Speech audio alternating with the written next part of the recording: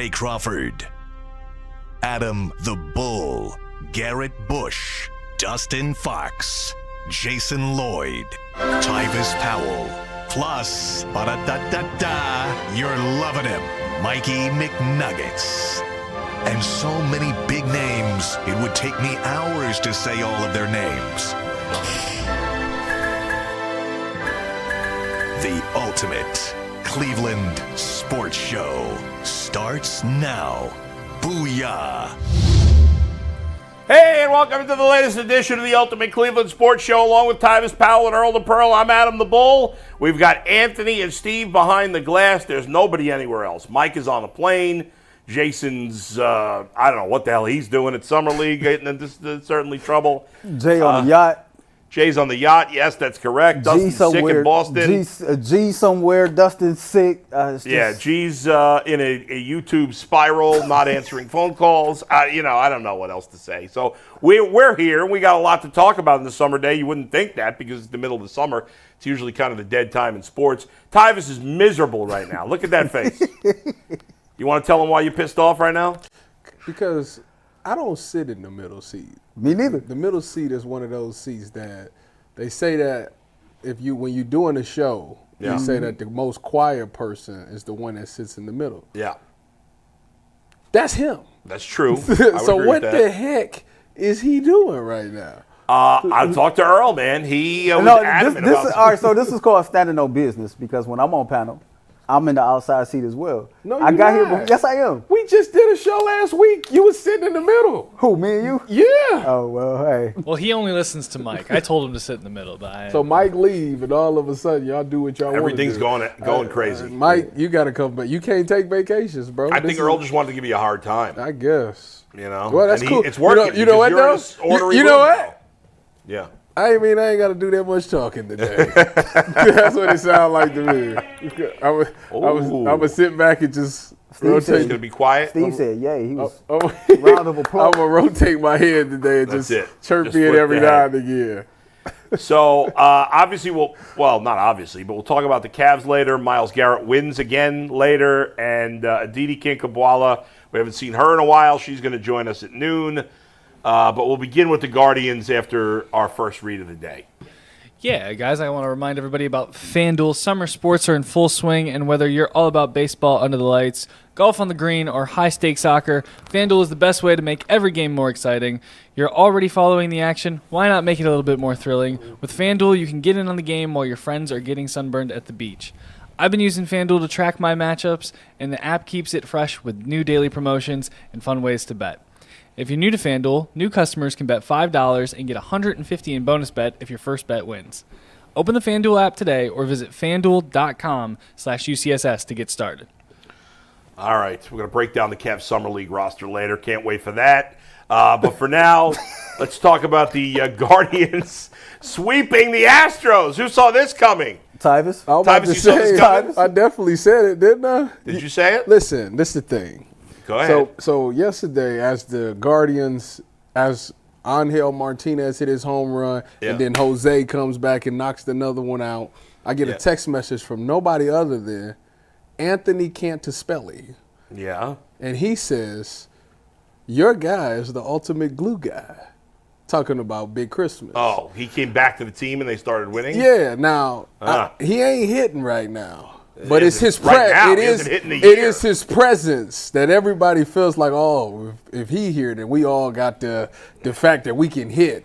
And now you see all these guys emerging and starting to hit the ball out the park, man. If I was them, how they treat Austin Hedges is how you need to treat Big Christmas. You know, it's funny. Jay was spreading crazy propaganda last season about Austin Hedges. Basically he was saying they won last year because of Austin Hedges. Because they had won 2 years before, they didn't win the year after, and the Rangers won with him. It was a fraud then, it's even more fraudulent now. So according to you and Jay, we should just sign a bunch of scrubby players and put them on the team. They'll just win because let's just get 26 guys who are great leaders and locker room guys who can't play, and then the Guardians will win that way. Is that what we're going to do? Because Austin Hedges can't play. He's not a major leaguer. John Kenzie's not a major leaguer. But let's put them all in there, and we'll see how they – I mean, John Kenzie might be a major leaguer. Austin Hedges is not. But for this year, he hasn't been a major. First of all, he's been terrible. First, so this idea that any play like that the Guardians were winning last year because Austin Hedges is on the roster is patently absurd. So I might as well say absurd with John. I might as well say nothing about Myles Straw when he was on the roster. Nothing. Don't say anything. Although the Blue Jays are winning now. Look at that. I can support you with Big Christmas. I can't support you with Myles Straw. What do you mean? Is the Blue Jays, did they turn it around? I know they lost to the White Sox yesterday, but did they not turn it around? They're playing great. Okay. Myles Straw playing, ain't he? Occasionally. Okay. You back in? I'm just saying. I'm back in, boo. Yeah, are you jumping back in? Let's go with Myles Straw, Austin Hedges, John Kenzie, and win a ton of games. You're back in. I'm back in. 3-game winning streak has turned it all around for you. Listen, Tyvis manifested it. He said that the Guardians are going to go on a 7-game winning streak. So the first half of it, the first part of it, complete. The hardest leg of this is complete. I mean, Jose Ramirez, what he hit? 3 home runs, bat 417, OPS over 1. I mean, like my man was balling. Angel Martinez, he balling. If those two dudes stay hitting, hey, the sky's the limit. Angel Martinez is not going to stay hitting. You put Big Christmas in that lineup. Yeah. And let him go ahead and knock one out the park. Talk to him. Just a wrap. It's bull. It's over. I bet by the time the All-Star break hit, you back in. Yeah. No, I'm not changing my opinion. Yes, you are. I'm excited. Yes, you are. Yeah. Listen, this has been the year of you flip-flopping. So we not going to let you stop on this moment. No, I'm not You going to jump back in. I hope that the Guardians will prove me wrong that when I said they're finished. Look at that line. Look at that schedule. Look at all them wins that's floating right there. Yeah, well, all those teams are looking at the Guardians and saying the same thing. That's what they're saying. Now, the White Sox and A's are particularly bad, so they do have an opportunity to go on a roll, sure, and maybe they could change the mind of the front office. The wise move for the Guardians remains to still sell. Oh, they're not going to be buyers at the deadline. They could go on a 20-game streak and they're not buying nobody at the deadline. So I'll say that now. We'll see. But listen, they played great these last 3 days. It was good to see. The bats come to life because they've been dead for pretty much the whole season. It's not a surprise that when Jose has a big series, they do well because he's obviously their best player. And he had a huge series. And the frustrating part about all of this is that you see the way Slade Ciccone pitched last night. He had a shutout through 7, and he ended up giving up a couple of runs because he stayed in for the 8th and allowed a couple of base runners, and the runs came in after he left. But you see what they've done with this guy, a former first-round pick. He couldn't to be fair to Arizona, he didn't pitch that much for them in the big leagues. But he couldn't seem to figure it out in Arizona, between AAA and the majors in the short time he was at that level with Arizona. And he comes to the Guardians, and after a rocky start, he was injured to start the season, and a little bit of a rocky start to start the season once he started pitching. He's been really good. I mean, he's averaging over a strikeout per inning now.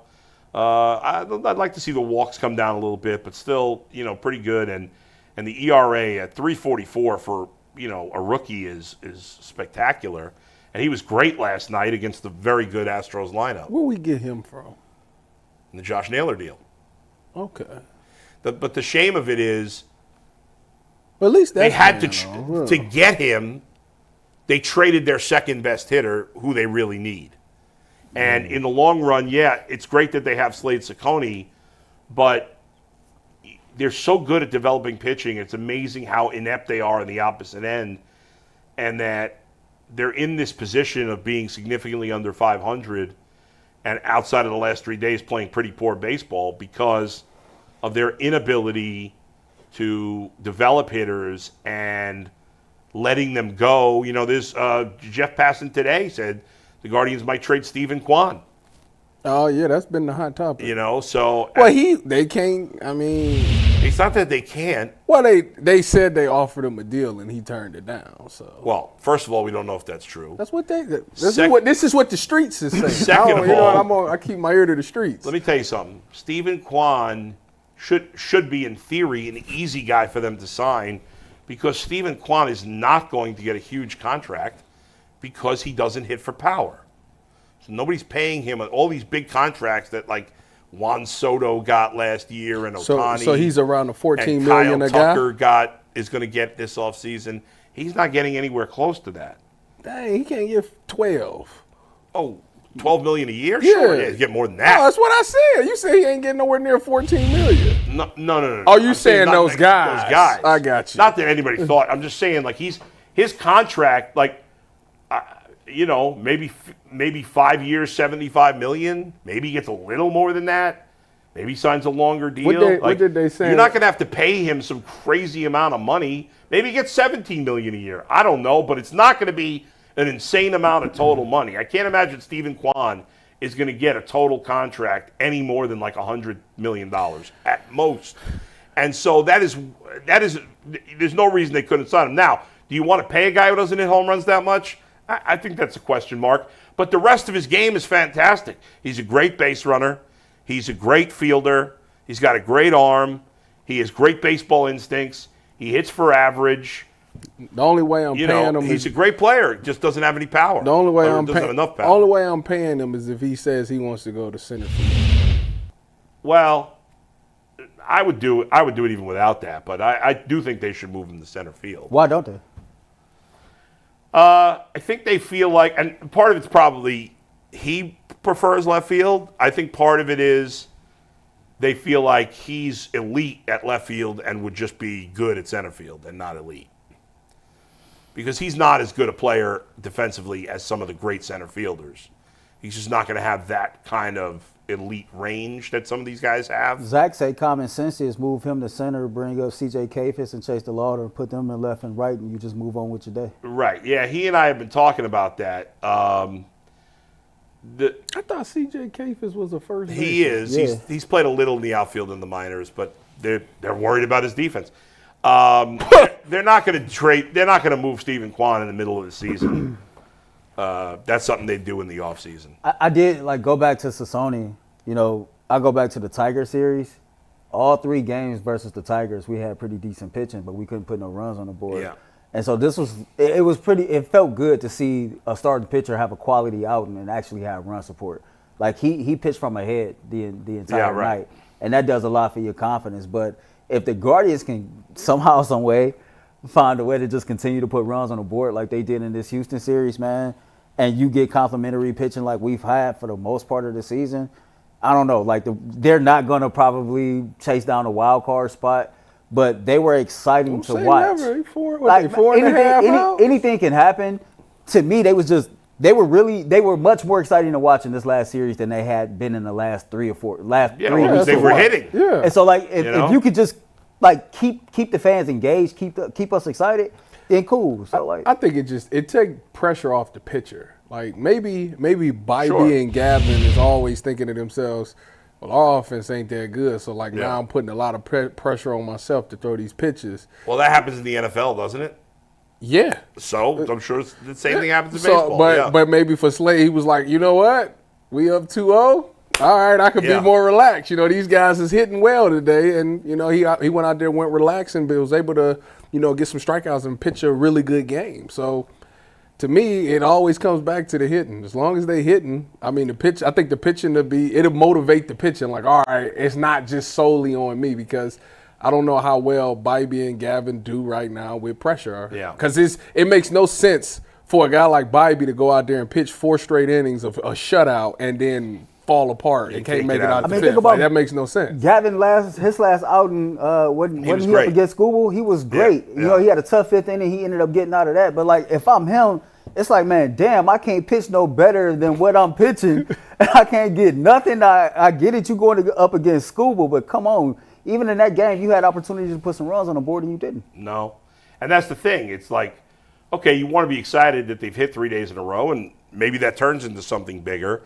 But at this point, it's like you got to hit like this for a month, not for 3 days, And they've shown no signs this year that they could, they've had a couple of streaks where for a few days they score runs. They did it. Remember that series, 6 weeks ago or so, where they played the 4-game series against the Tigers. They took 3 out of 4. They lost the last game to Skubal. But the 3 games before that, they scored a lot of runs. They've had a week stretch or 5 days where they'll put up a bunch of runs, and then it just totally goes away. And some of that is just baseball, whatever, and some of it's that they have young players, and young players can be inconsistent. But there's got to start, some of these guys have been in the big leagues long enough where there needs to be more consistency. And that's really the whole problem with the team in general, is outside of Ramirez and Kwan and, for the most part, Clase, Smith, and Gaddis, although it's happened at times this year, those guys are consistently good. But for the rest of the team, there's so much up and down, and there's too much of that, and that's the problem. So, yeah, I think we'd all love to see this 3-game stretch where they've hit and played exciting baseball turn into a week and then 2 weeks and then a month, and then it's a totally different story. If they're still hitting a month from now, yeah, maybe they are the third wild card team or in the hunt. So let me ask you a back question. Over 500. With the young guys, right? It seems like when I watch the games, the young guys are getting platooned a lot. And you talk about they need to be more consistent. Couldn't Steven Vogt do them a favor by having them in a lineup more consistently than what he do? I don't know about you, but when I watch the games, it's it's the same prospects that's always in and out of the lineup. And then we talk about, well, these is the dudes who's not producing, but they're not in a lineup to me on a regular basis to really kind of get in the rhythm. Yeah, that's fair. I've complained about that. I hate that and right now Manzardo's away from the team, but I hate that they platooned him. But Arias has played almost every day before he got hurt here. I mean, he was playing pretty much every day. Bo Naylor's played most of the time. Brian Rocchio, when he's been up, has played most of the time. Some of these other guys, sure, like John Kenzie and Angel Martinez and Schneemann sometimes. When they've been hot, they've been in the lineup every day. But, yes, it is hard. It is definitely harder to be consistent. I like Martinez. When you only play in part-time. Yeah, why did y'all hate him for a while? I don't know that I hated him. I just didn't see anything special. Y'all kept saying that y'all was y'all seen enough from him. And last year, when I feel like when he first came up last year, he was hot. He was almost. This year when he first came up, he was hot. Yeah, he and then he was ice cold. They talked about him playing in center field at one point. Yeah. Isn't he a middle fielder? And that's what drives me crazy about Kafis, because they move all these infielders to the outfield, but they won't let him play the outfield. I don't know. The whole thing is crazy to me. Maybe he can't play the outfield that well.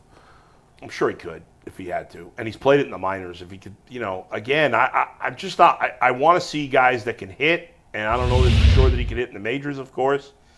But right now, it's hard to complain after these last 3 days. At the moment they're hitting, keep sticking with it. There's absolutely no way that if somebody is that good in the minors that they wouldn't bring them up to the majors. Ain't this the perfect series to bring one of them or both of them dudes up? It's been time, but man, you wouldn't get the right side. No way.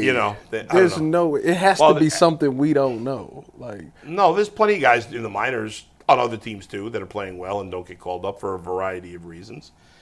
And one of them is, the gap between AAA and the majors is as big as it's ever been. And there have been a number of rookies, to be fair to the Guardians, top prospects that have come up this year that have not played well, even though they were great in AAA. So there's no guarantees. Now, in the end, that wouldn't stop me from calling guys up, because there have been some guys that have played well. But there's been a decent percentage of guys who have gotten called up to the majors who are good prospects who have not succeeded. I don't know, man. I just don't think you can't get ready for that next level. There's nothing that's going to really prepare you for it until you actually get out there and do it. That's a fact. Sure. In the minor leagues, you can only do but so much, and you got to get your opportunities in the majors to show what you can do. I've heard that before too, about prospects coming up and not being that good. Jackson Holliday in Baltimore. Yeah. When he first came up, he wasn't that good. He got sent back down, came back up. He's one of the best hitters in baseball. I just think they keep giving us every excuse in the world, and none of them make sense. No, it doesn't make sense. I mean, it is a reality that a lot of guys come up and struggle, and it is a reality that some guys get a second chance. But and do better. But still, it doesn't. You're right. In the end, they can't. There's nothing left for C.J. Kafis and Chase Lauder to do in the minors. They have proven they're good enough to dominate in AAA. Now you got to find out how good they are in the majors, and at the very least, get the ball rolling, get their struggles out of the way, send them back to the minors, and get back up for a second time. But Big Christmas came back up before Chase did. What's that supposed to mean? I'm just saying, to your point. Big Christmas already. Maybe it's something that we don't know. Wait a minute. Because they don't think of Big Christmas as a long-term part of the plan. They're happy to bring him up and down a million times. What are they wrong? Okay, we'll see. All right, let's leave it there. Let's switch gears to the Browns. What's up? I got a question before we Yeah. move on. If we look at the schedule, though, going here past the break, right here before the break with the White Sox, how many wins do we think we can get out of these couple teams? What are you thinking? They could win all those series, but picking wins in baseball is silly. It's just, We win tonight? Yes. I don't know. Come on, bull. I mean, you picking baseball games? Come on, we win tonight. It's a crapshoot. Yes. Big Christmas is still up. They should. The so White yes. Sox stink. Big Christmas still up? He going to hit a home run tonight? If he in the lineup, He won't be in the lineup. he going to smash. I think the Guardians Next win. time he in the lineup, he going to smash it. We win and we score at least Remember 5 this. runs. Say All right. this. I hope you're right. Say this. The next time Big Clip Christmas that. is up, he going to smash it. Guardians win tonight, we score 5 runs. All right. 5-2 the final. Go ahead, Anthony. All right, guys, before we go over to football, I want to remind everybody that today's episode is brought to you by Epicor. Every team knows the value of hard work and of taking pride in what you build and in participating in every detail to get the best results. But no player, no matter how amazing, can do it all alone. Working together makes getting the win easier. At Epicor, the All-Stars are hardworking manufacturers and distributors who create and deliver all the things we need, from aerospace, electrical, to medical devices. Aerospace ERP solutions created by industry experts help make every day easier, seeing your whole supply chain, managing logistics, and responding to price changes. From small businesses with big dreams to growing enterprises with global vision, we'll equip you with the right tools to move forward, think ahead, and lead the way. Because as the clock ticks down, you need to make the most of every hardworking minute. Easier doesn't cut corners, easier finds the lane. Discover your success at www.easierwithepicor.com. That's www.easierwithepicor.com. All right, so Myles Garrett was voted the #1 defensive end / edge rusher by NFL execs. Yesterday we talked about the rankings of defensive tackles by the NFL execs. Today we talk about defensive end. Myles Garrett, as I said, voted #1. 3 other guys, J.J. Watt, Micah Parsons, and Max Crosby, all got at least one #1 vote. There's the top 5: Myles Garrett, T.J. Watt, Micah Parsons, Max Crosby, Nick Bosa. Do we have the top 10 or no? Trey Hendrickson, Aiden Hutchinson, Will Anderson, Daniil Hunter, and Jared Verse. I'll be honest, I don't even know who Jared Verse is. Play for the Rams, Florida State. Had no clue who he was. Did you know who he was, Earl? I seen the name, but I couldn't really put a name to The other 9 I know, but all right. So there you go. So that's the top 10. So a couple of questions here. Mike wanted to know if it was outrageous that any of the other guys got #1 votes, which I think is silly. But Is it outrageous that they got #1 votes? Yeah. Besides Myles Garrett, that That's should have not been unanimous for No, Myles Garrett. no, it shouldn't have been unanimous, not at all. I think T.J. Watkins deserves to get some. I believe Michael Parsons deserves to get some. I even hear the Max Crosby because out of all of them, he probably got one of the best motors out of all of those guys. So I hear all of them. To me, it's all about what you value the most, and I can understand why certain people would pick those guys to be viewed as their #1 guy. Mm-hmm. I don't know how many votes total. Do you have the total voting there, Anthony? Let me find it real fast. Okay. Yeah, I kind of agree with Tyvis. I mean, this is all kind of contrary to public opinion, right? Yeah. Everybody have different values and what they look for in an edge rusher. And Max Crosby, to his point, man, that dude is relentless. Michael Parsons, he ain't even in his prime yet. T.J. Watt, T.J. Watt's a good player. I guess he deserves some, but you play next to Cam Hayward your whole career, Go man. Bucks. Your numbers will be inflated like that. Cam Hayward is a real engine that drive that defense, but that's a whole other story for another day. Trey, I respect Trey. I'm shocked he didn't get it. Aiden Hutchinson, yeah. Will Anderson. Will Anderson is a dog, man. Aiden Hutchinson is a dog. Yeah, Aiden Hutchinson is a dog, gonna be too. He gonna be top 5 this year. But no, I have no problem with Myles not being unanimously named #1 overall. Yeah, I don't either. I mean, I think he's the best, but then again, we're biased, right? These are NFL execs. You'd think they'd be less biased, I mean, especially if they don't, if none of those players are on their team. Yeah. Well, Myles, the one thing about Myles is a freakish athlete. I mean, just some of the way he gets off the ball, the power, the speed, all of those things is outrageous if you've never seen it before. But the one thing that people always question with Myles is his motor. Does he have a relentless pursuit? And there's times where you can turn the tape on and be like, he don't look like he's relentless. But when you look at Max Crosby and T.J. Watt and them, they do look like they relentless. Like it's a burning passion and desire to get to the ball. So when people say the one knock on Myles is his motor. I can understand why they're saying that. However, you think it's fair? It's fair. Okay. It's fair. It's some plays that I'll be looking like, yeah, Myles, you could have went just a little bit harder on that one. But at the end of the day, he beats people off the line like right now. And, you know, that's why he's so effective in the things that he does. But when you talk about pursuit, I can understand why people would rather go with a Max Crosby or a TJ Watt. I can understand that. See, Go ahead, Dirk. I think he strikes more fear in the opposition than the rest of those 100%. cats, right? Like the attention that he garners, the He's amount a of freak. fear. Yeah, so like to me, yeah, even with Max and them having a higher motor, you got to prepare for that, man. But like you don't sleep at night when you know you about to go up against Myles Garrett. That's a whole different ball game there. So dude is. I think he's the best pass rusher in the league. You ain't gonna get no questions out of me about it. Anthony, you don't have the total votes, but you do have. What was the lowest ranking that Myles Garrett had? He was lowest ranked at 4. Somebody had TJ him Watt was 4. lowest ranked at 3. What was that? TJ Watt was lowest ranked at 3. That's ridiculous. Somebody had Myles Garrett at 4. That's ridiculous. It's probably why, because what I just said. Because of the motor. Because of the motor. It's been time, like, wow. It's been times that I've watched Myles try to hit a move, and if the move didn't work, he just, just kind of pull up. He just kind of pull up a little bit to where I seen other guys. That's not good. It shouldn't, but I understand. Like, yeah. You playing 80 snaps in a game, like, all right, I get it. You take that one. Like, I did my best move. If I went inside and I'm now running into the tackle and the guard, like, I'm probably not going to get there. So it is what it is. But then it's also in the same breath that I've seen a TJ Watt or a Max Crosby do the same thing, and yet they still spinning and trying to get out of it and still trying to get to the quarterback. Right. And that matters because you never know when the play is over. You never know what's happening down the field. You don't know if these corners is all over the guy and the quarterback got to hold the ball for an extra second. So that's, like I said, that's the only thing I can say. That's the only thing. And that's an important thing. It is. And to your point, and this is, I obviously don't have any necessarily facts to back this up. I feel like this is just from watching them play. And I can't speak to Max Crosby because I don't watch the Raiders play that much. But outside of the Bengals and the Browns, I probably watch the Steelers play more than any other team, Steelers or the Ravens. It does seem like, and I'm not a huge J.J. Watt guy. I mean, I obviously like Myles Garrett. T.J. Watt. Yeah. I obviously like Myles Garrett more. But to your point of being relentless, T.J. Watt does seem to get a lot of very late in the play sacks, right? Like Myles Garrett doesn't get many of those. No.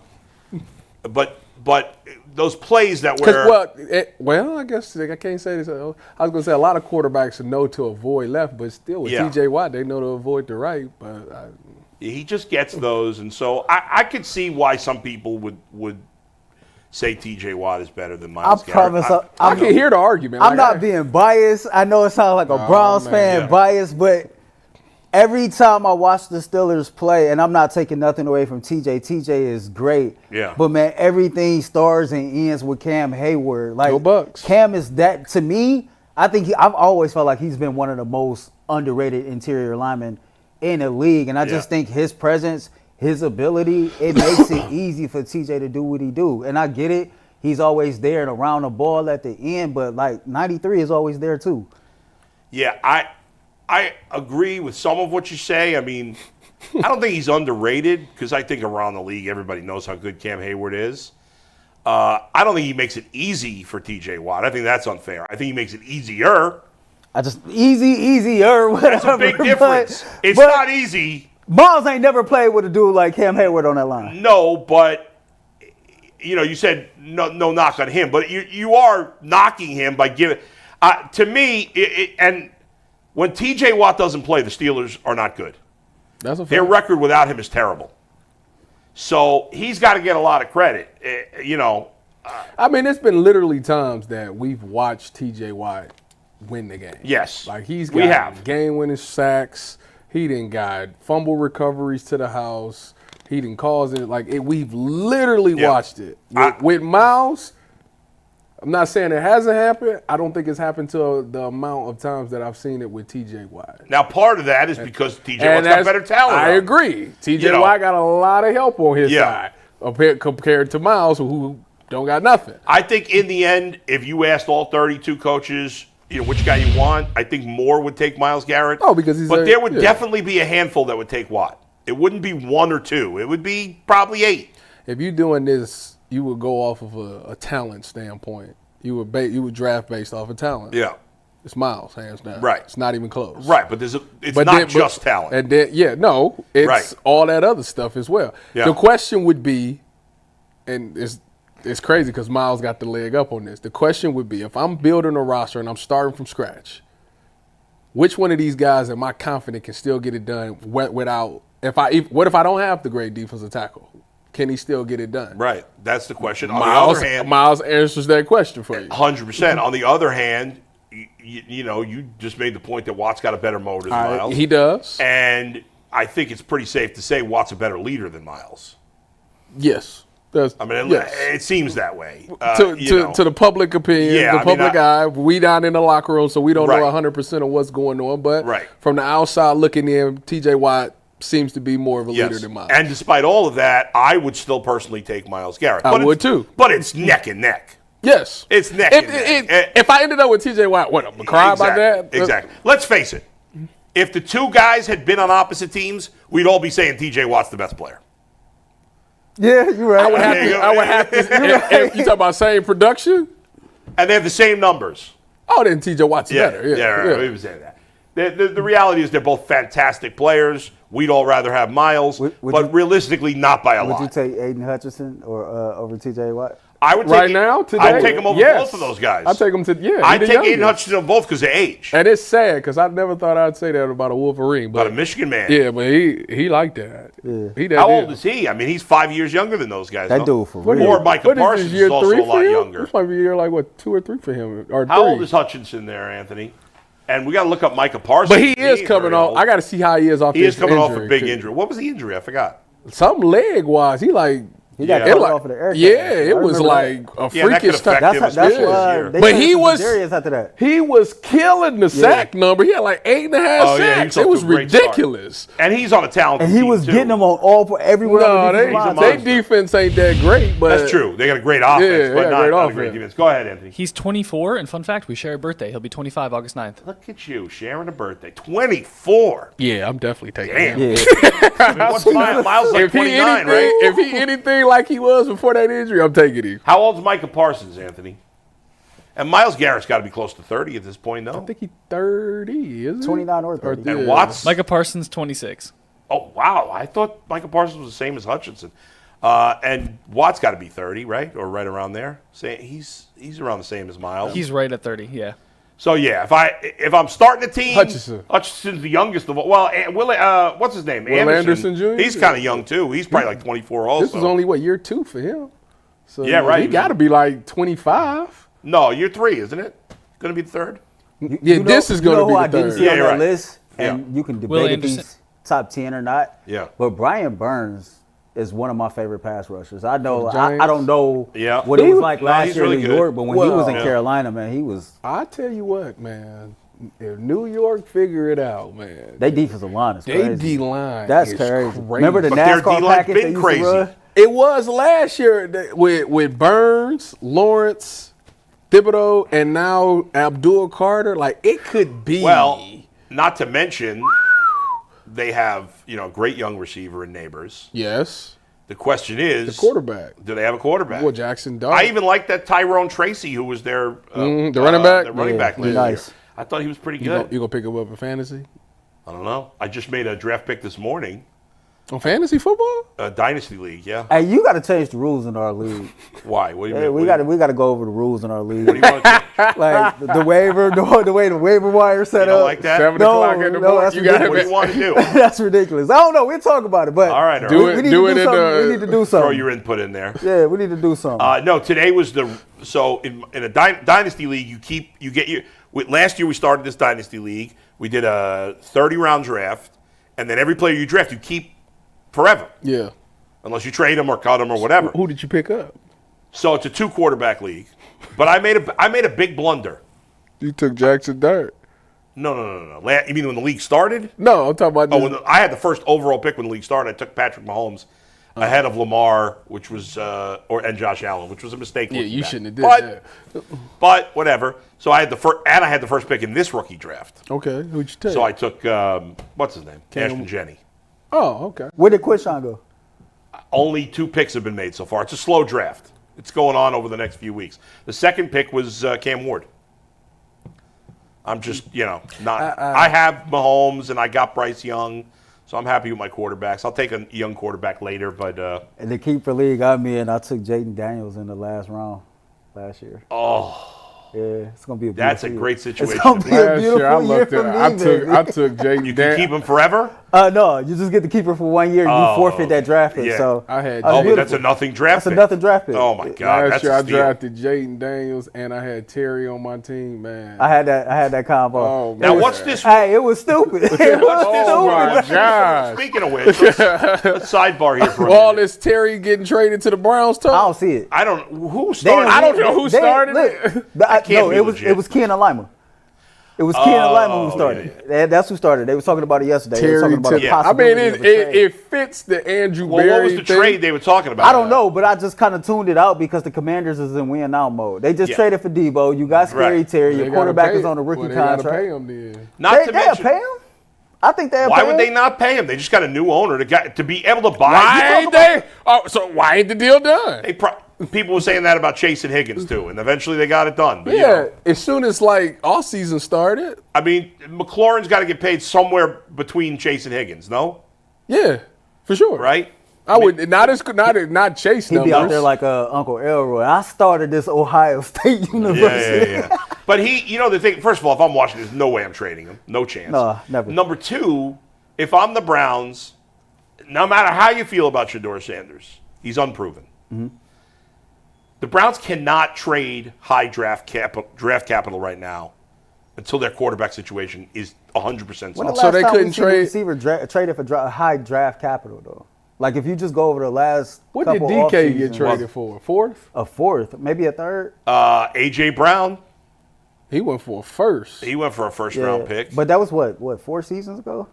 Was that long ago? Man, who was the highest? What Tyreek Hill get traded Like for? lately, it's been a lot of fourth rounders, Yeah. fifth rounders. Why would Washington do that? They'd be out of their minds. They wouldn't do it. No, I don't they think wouldn't do that. it. I don't know who's even behind him.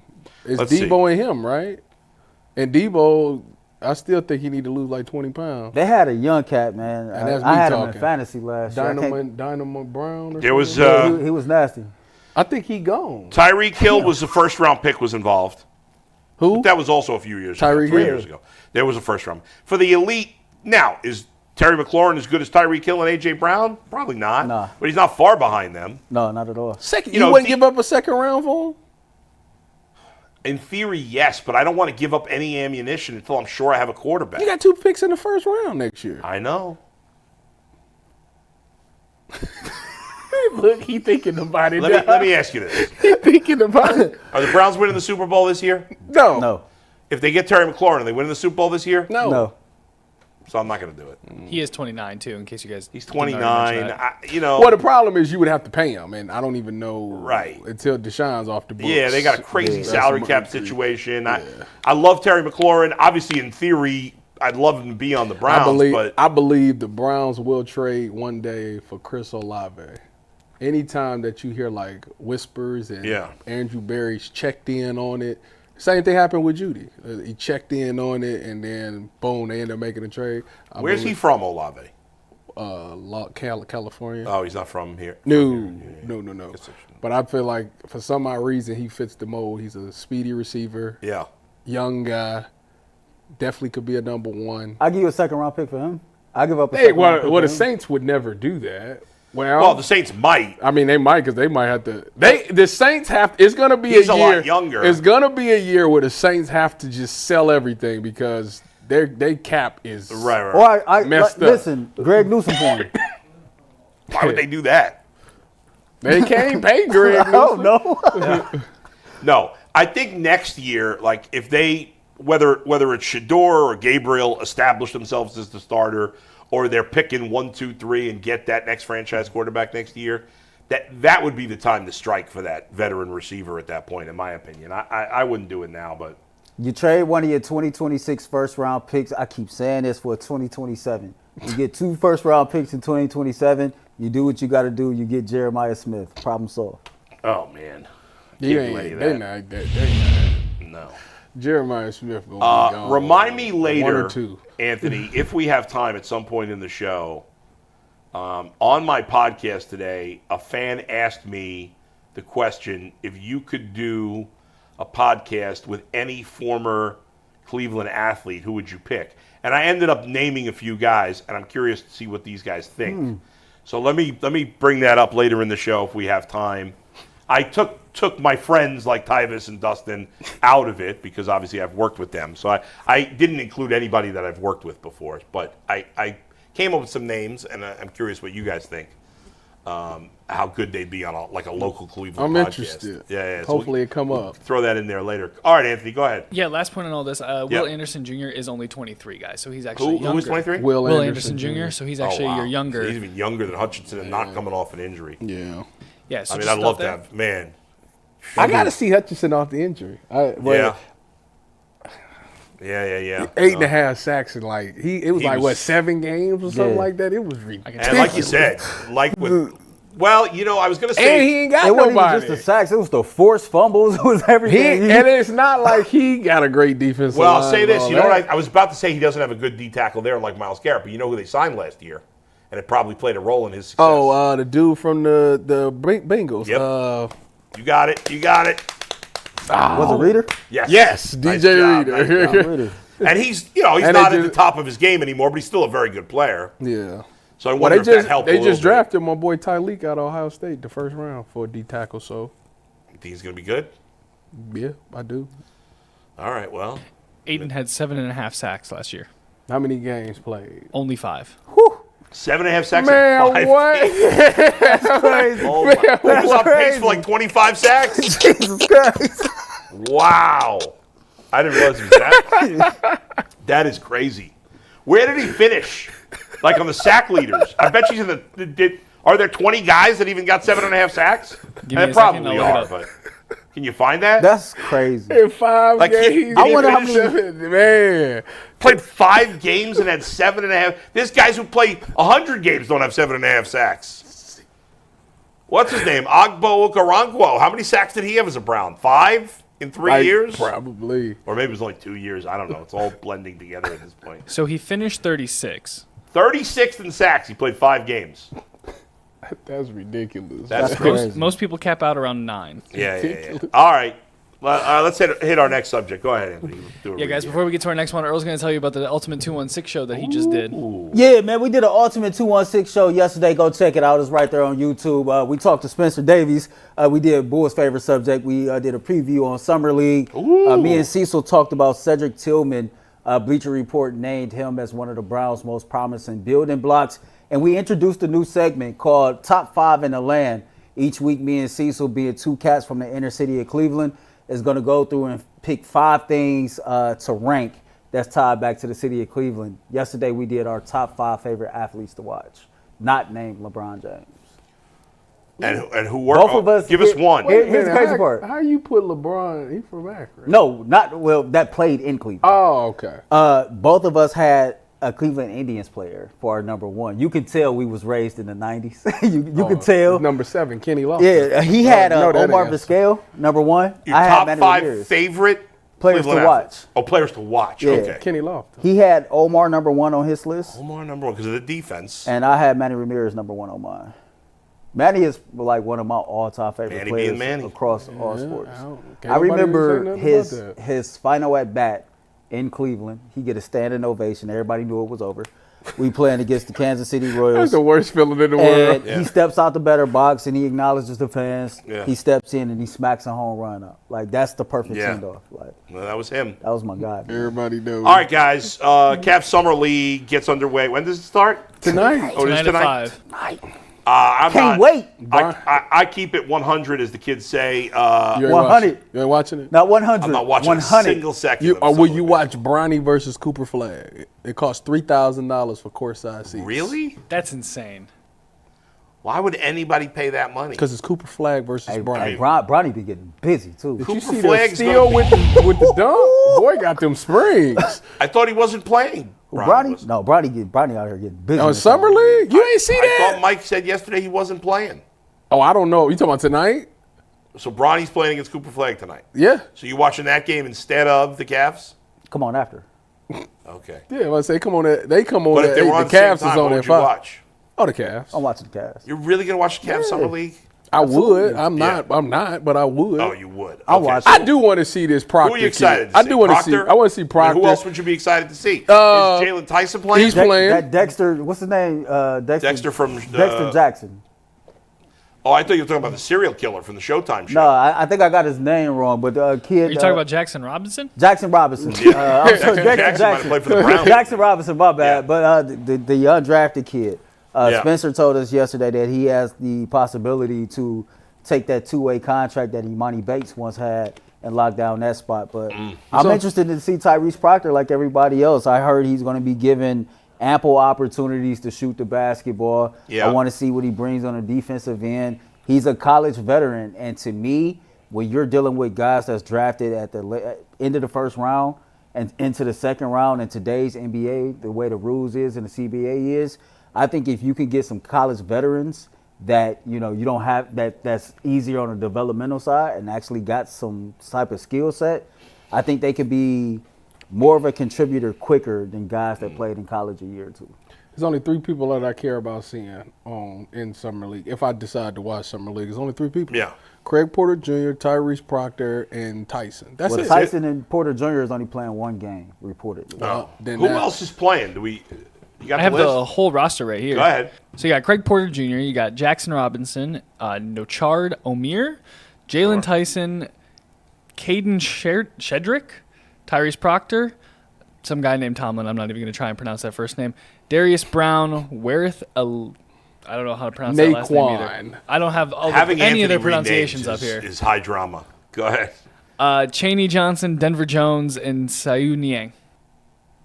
Is that Tricky George? names. I never heard of a lot of those Not guys. Niang, he talked about too. He said Niang is very, very athletic. He said he's a Like dude, George's brother? like I don't think they're related. like the on the defensive side of the ball, he's really good, but Yeah. dude does not have a jump shot at all. And No. he's gonna have The to work Niang on that. dude? Yeah, he gonna have to work on that. I mean, I guess I should put it on for a few minutes, but anything these guys do in Summer League, it doesn't necessarily mean anything. What's with you in basketball? It's anything. Down on So basketball. nothing is No, I'm meaningful. down on the. You know what's funny? Because I was so down on college basketball. Now I'm excited about college basketball. Because St. again. John's is 'Cause my team- good. Yeah, John's good. And He now I'm all much more in. interested in college basketball than I am the pros. But it's Summer League. I mean, come on. I didn't even know Summer League existed until like 5 years ago. Yeah, No, I've been watching I just Summer want League to for a see long time. what they look like. We just saw them like 2 weeks ago. No, we did not. I think the first time I of course, like when Yeah. Brown was drafted, I think that's when everybody started Yeah, taking yeah, real yeah. interest in it. But anytime the Cleveland Cavaliers got a draft pick, I do want to see what they look like. Yeah. Anthony Bennett, when he was in Summer League, Anthony Bennett He was was- cooking. yeah, he was. was And cooking. that tells you all you need to know. Hey, was. you could He have was fooled that. me, He boy. definitely was that deal in Summer League. I thought the Cavs outsmarted everybody with that pick. Yeah.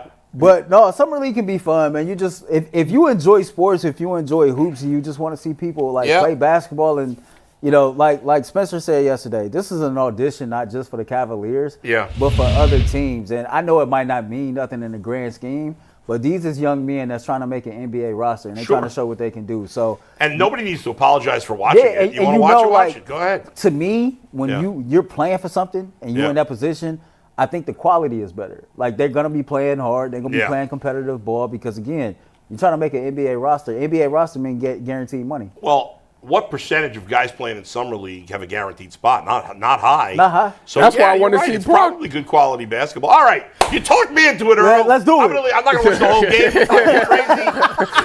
But I'll throw it on there. For Yeah, a we're little gonna bit. Wait, don't you want to see, like, this man got a guaranteed roster Yeah, spot. I do want to see him. Like, I want to see, like, what's he worth the guaranteed Yeah, I roster? mean, I don't now, I know know it's going to be hard in Summer Yeah. League, but if somebody's getting a fully guaranteed roster spot, he should look like, it should be a different. Back should into the be second dominant round? in this league. We In should this be league. able to see him, and he should be, like, head and shoulders over Yes, the other 100%. guys. Now, one of the things that Spencer Davies talked about was that Craig Porter Jr. said he wanted to take on more of a Darius Garland, Donovan Mitchell role during Summer League from a leadership standpoint. Okay, good for him. Now, that I will be watching because Darius Garland won't be there the start of the season, and he's one of the players that's in the mix that's going to get significant minutes while Darius is down. So I want to see how you really lead this Summer League group. But he only playing one game. Why? Like I asked about that. They just, I don't know. I love that. I mean, that's a great attitude to me, he has. I think like that's something to watch for from a guy that has a guaranteed roster spot. Yeah. Okay, it's Summer League, sure. But if you really, I'm going into this, I done learned from Darius and Donovan. Yeah. Let me see if I can lead this group here. And it might help him down the road because he's going to be one of the point guards that's in the mix to play while Darius is down. You know, it's crazy. If I remember correctly, I know this is meaningless to you, but remember at the end of the season, the regular season, the Cavs played the Pacers, and it was like all of the Cavs bench players, and they like went into overtime.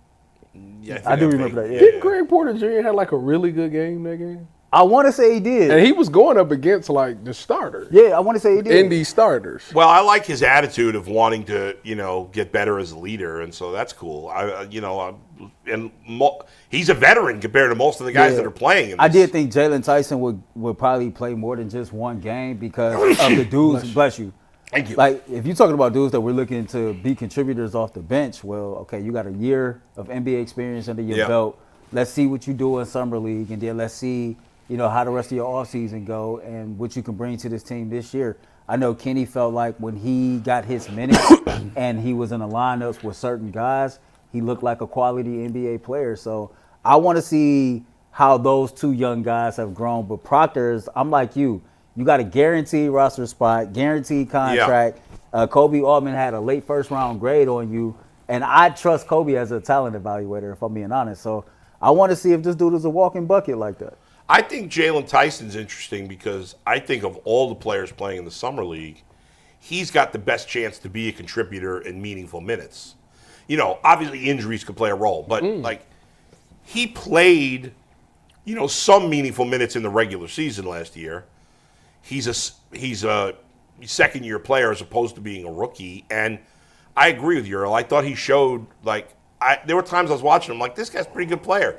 So I am curious to see, how much he's been working. Is his, I don't know how much we'll notice if he's that much better. Remember last year, the big thing with him was he shot the three decently, but it was slow. It was slow. Mm-hmm. Like when he came out of college, it took a while for him to get the shot. His release was slow. Yeah. I wonder how much harder it is to speed it up. Yeah. Well, I'm curious to see how much it's changed just from because I think when he got in the regular season, I want to say it wasn't as slow as it was in college. But now that you've had another year, I want to see if you added to that. And he's another guy. Like when he did Summer League last year, they spent a lot of the time of making him be like essentially the point guard. Mm-hmm. He was the one calling the offense, bringing the ball up the court.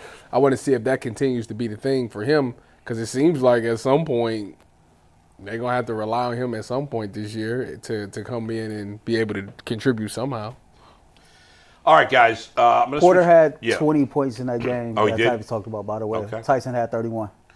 Oh, wow. Yeah. I forgot about that. All right. So I mentioned this just a few minutes ago. We have about 7-8 minutes before Aditi comes on with us. So let me bring up what I told fans they could ask me whatever questions they wanted, and somebody asked me who's an athlete, a former Cleveland athlete you'd want to do the podcast with. So I thought about it for a while, and I named a few guys. And the first guy I said, and maybe this is boring and unoriginal, I don't know, but my first choice was LeBron. I mean, how cool would it be to do a podcast with LeBron, Cleveland-centric based, I mean.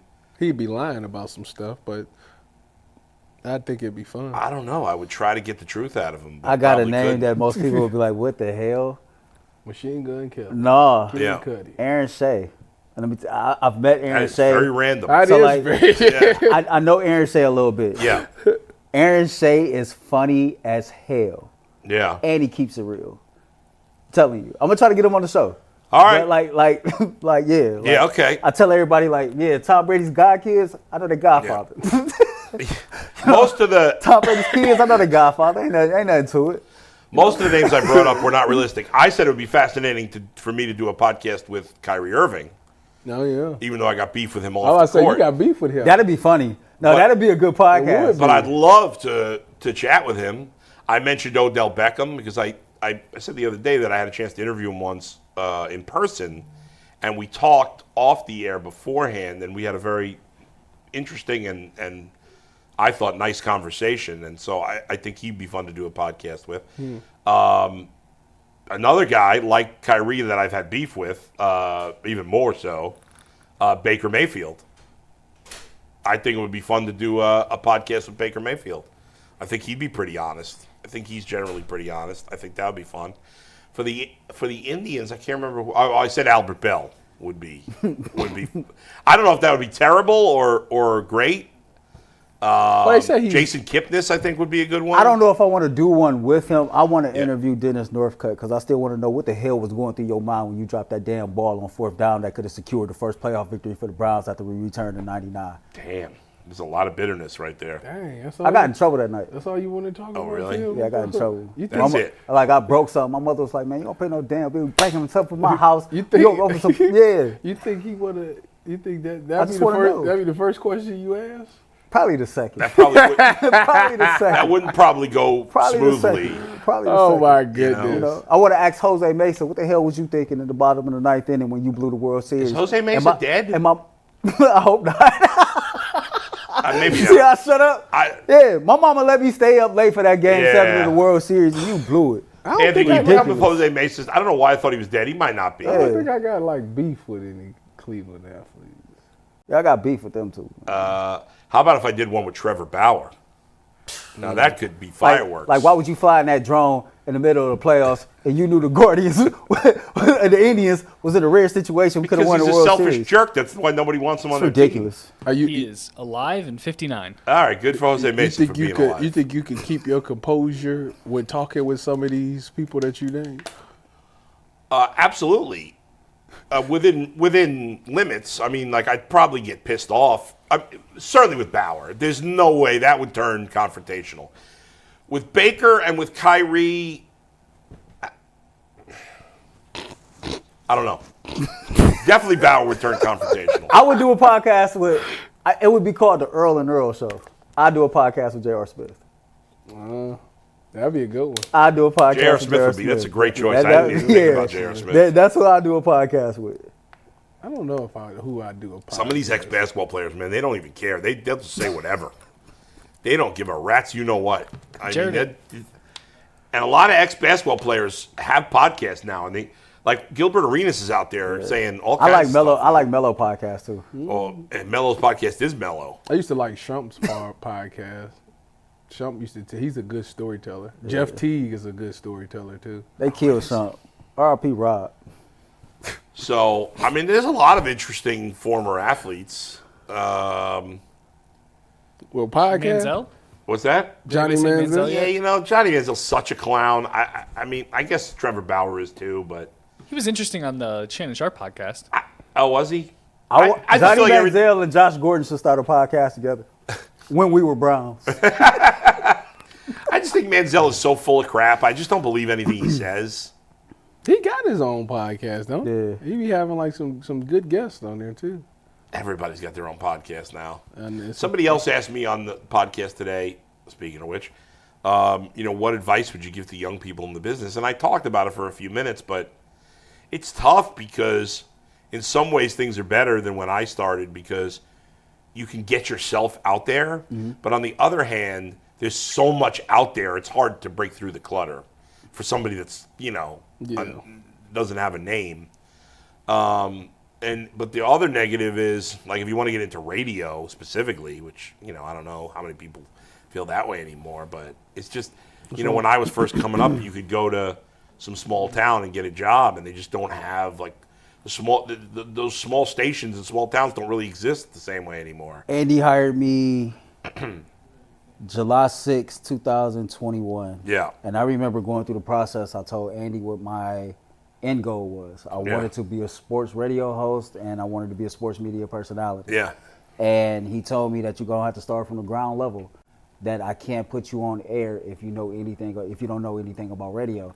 I started off answering phones. That's pretty much what I did for like the first couple months. Yeah. And I learned how to run a board. And when I learned how to run a board, even from like a board operator production standpoint, I was finding ways to try to stand out, to try to like just differentiate myself from the rest of the people that ran the board.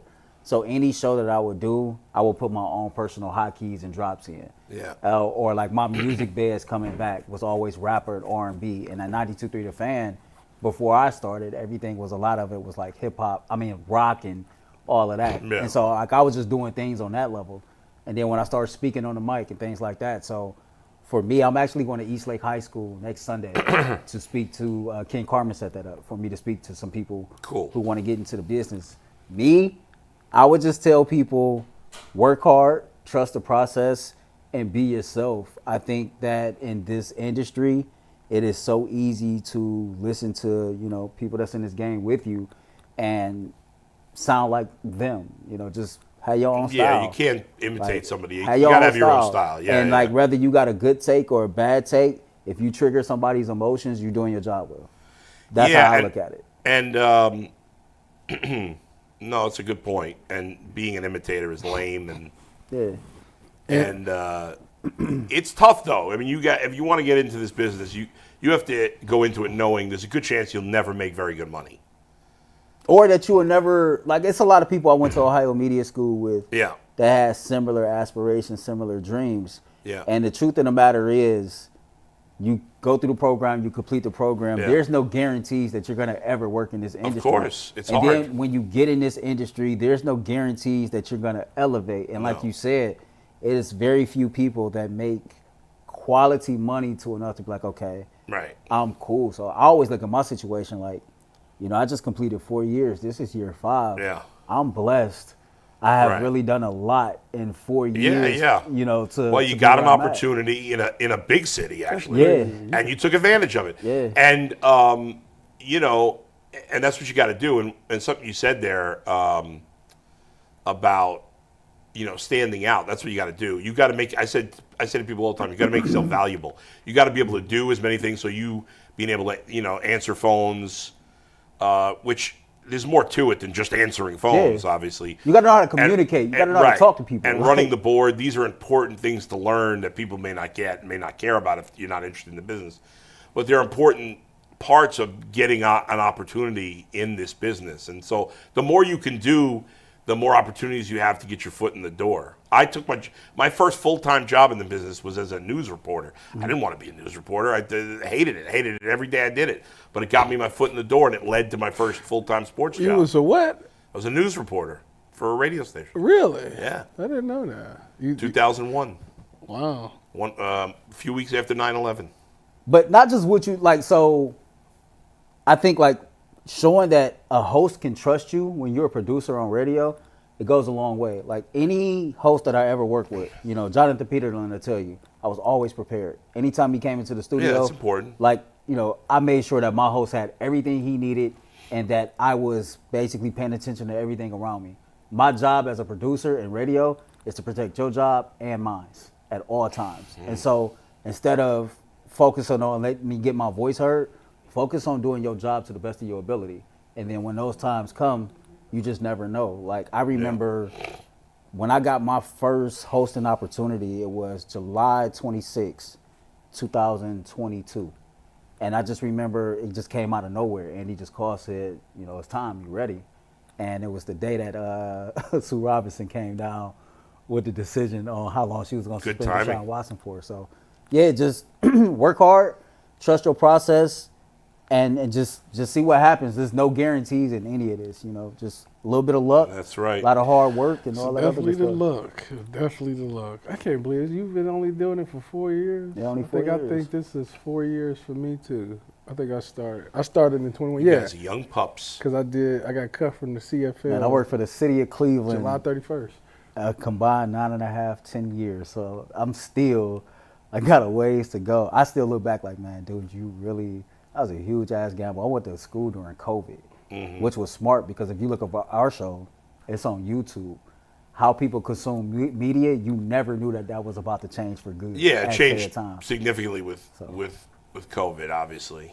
Yeah, I don't think you and I ever actually worked together at the radio station. No, the first time I was not in studio. The first time I ever met Bull in person was his very last radio show. I walked in the studio. I was doing the show after, and I shook his hand. And Dustin and my man, because he don't shake hands.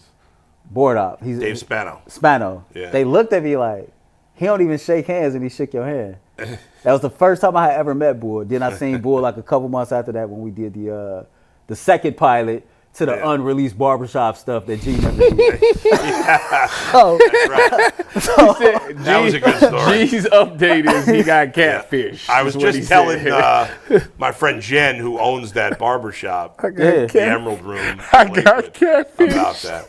All right, Aditi is with us. Yeah, before we bring in Aditi, guys, I want to remind everybody that summer sports are in full swing, and whether you're all about baseball under the lights, golf on the green, or high-stakes soccer action, FanDuel is the best way to make every game even more exciting.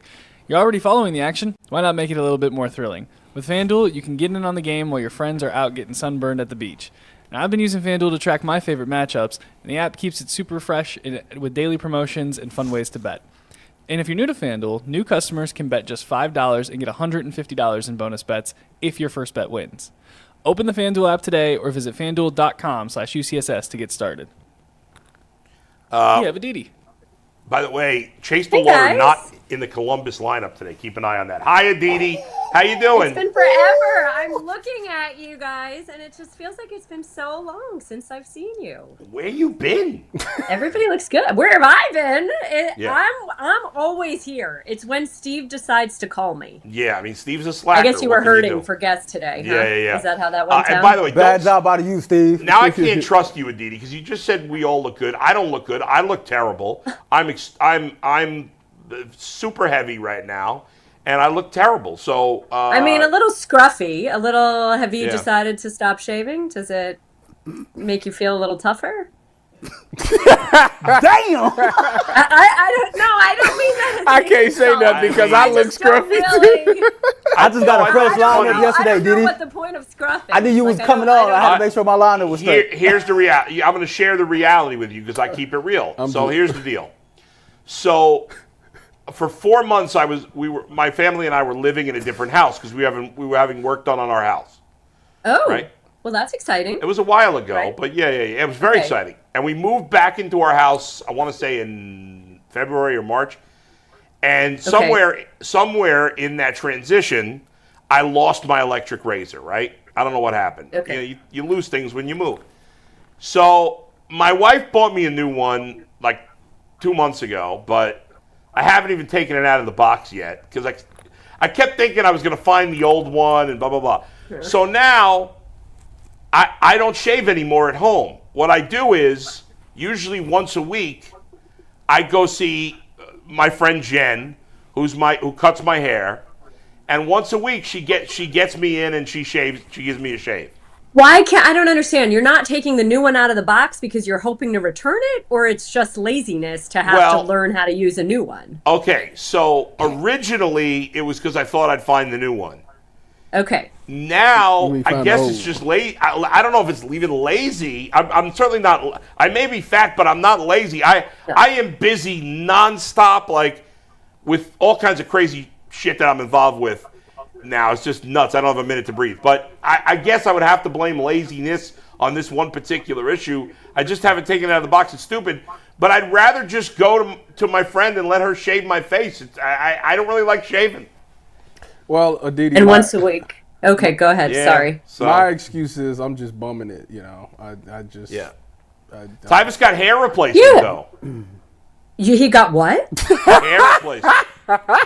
Sour. It hasn't grown in yet. It hasn't grown in yet. Plugs? Seriously? Listen, I had to drop the hairline. You see, like I had to drop the hairline. So like you can't see it, it's a little shadow, but right up in here. Right up in here. Look, get it, Steve. Up in right here. Up in here. Up in here. Get out. You gonna come back, you gonna be like, is that Denzel Washington?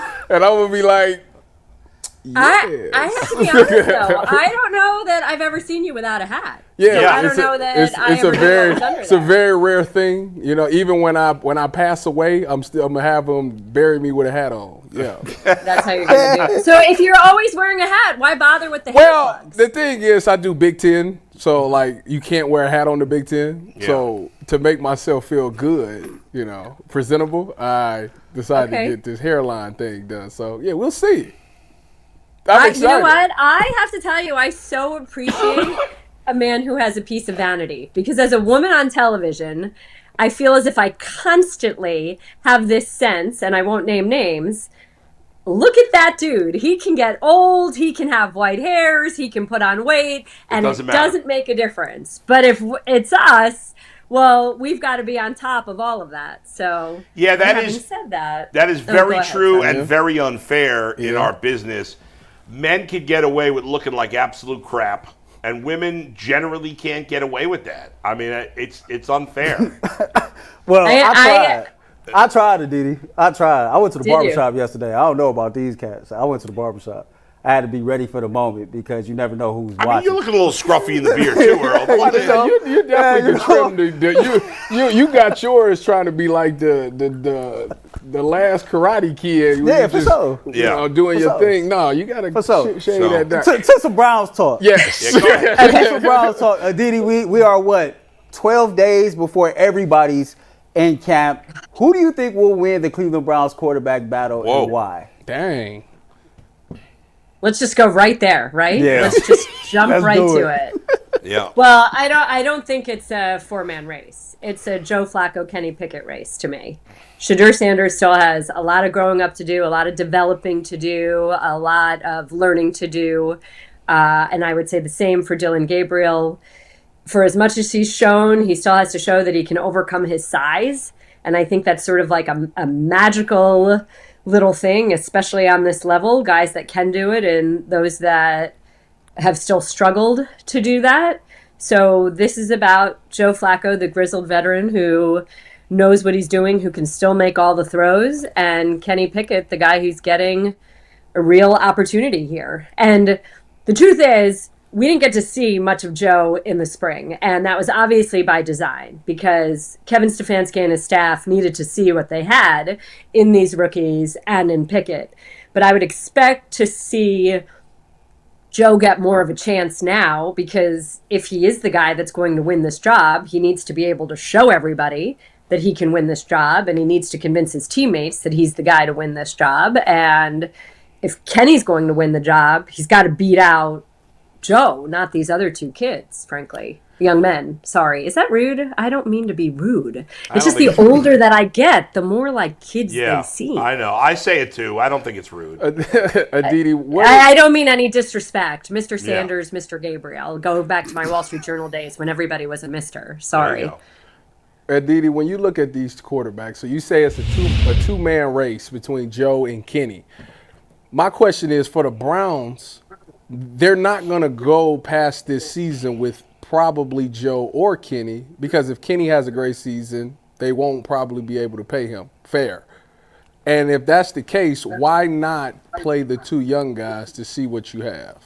Because you'll be completely destroyed. Neither is ready. They're just not ready. You know, there are certain rookies that are drafted and they are ready for the National Football League. These guys just aren't. Like, they just aren't. Sorry. For whatever glowing reports you heard about football in shorts against the fourth team or the fifth team or a group of guys who unfortunately are not going to make the team come September, the reality is, why would you go out there and how could you do that to the rest of the team and say we're not interested in winning?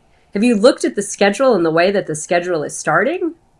The Browns have an obligation to not only their fans, but to the players on that team to do everything they can to win games. And you've got a much better chance to do that with either Joe Flacco or Kenny Pickett than you do with these two young rookies who neither of whom is Joe Burrow, drafted in the first round and expected to step in and immediately be the face of the franchise.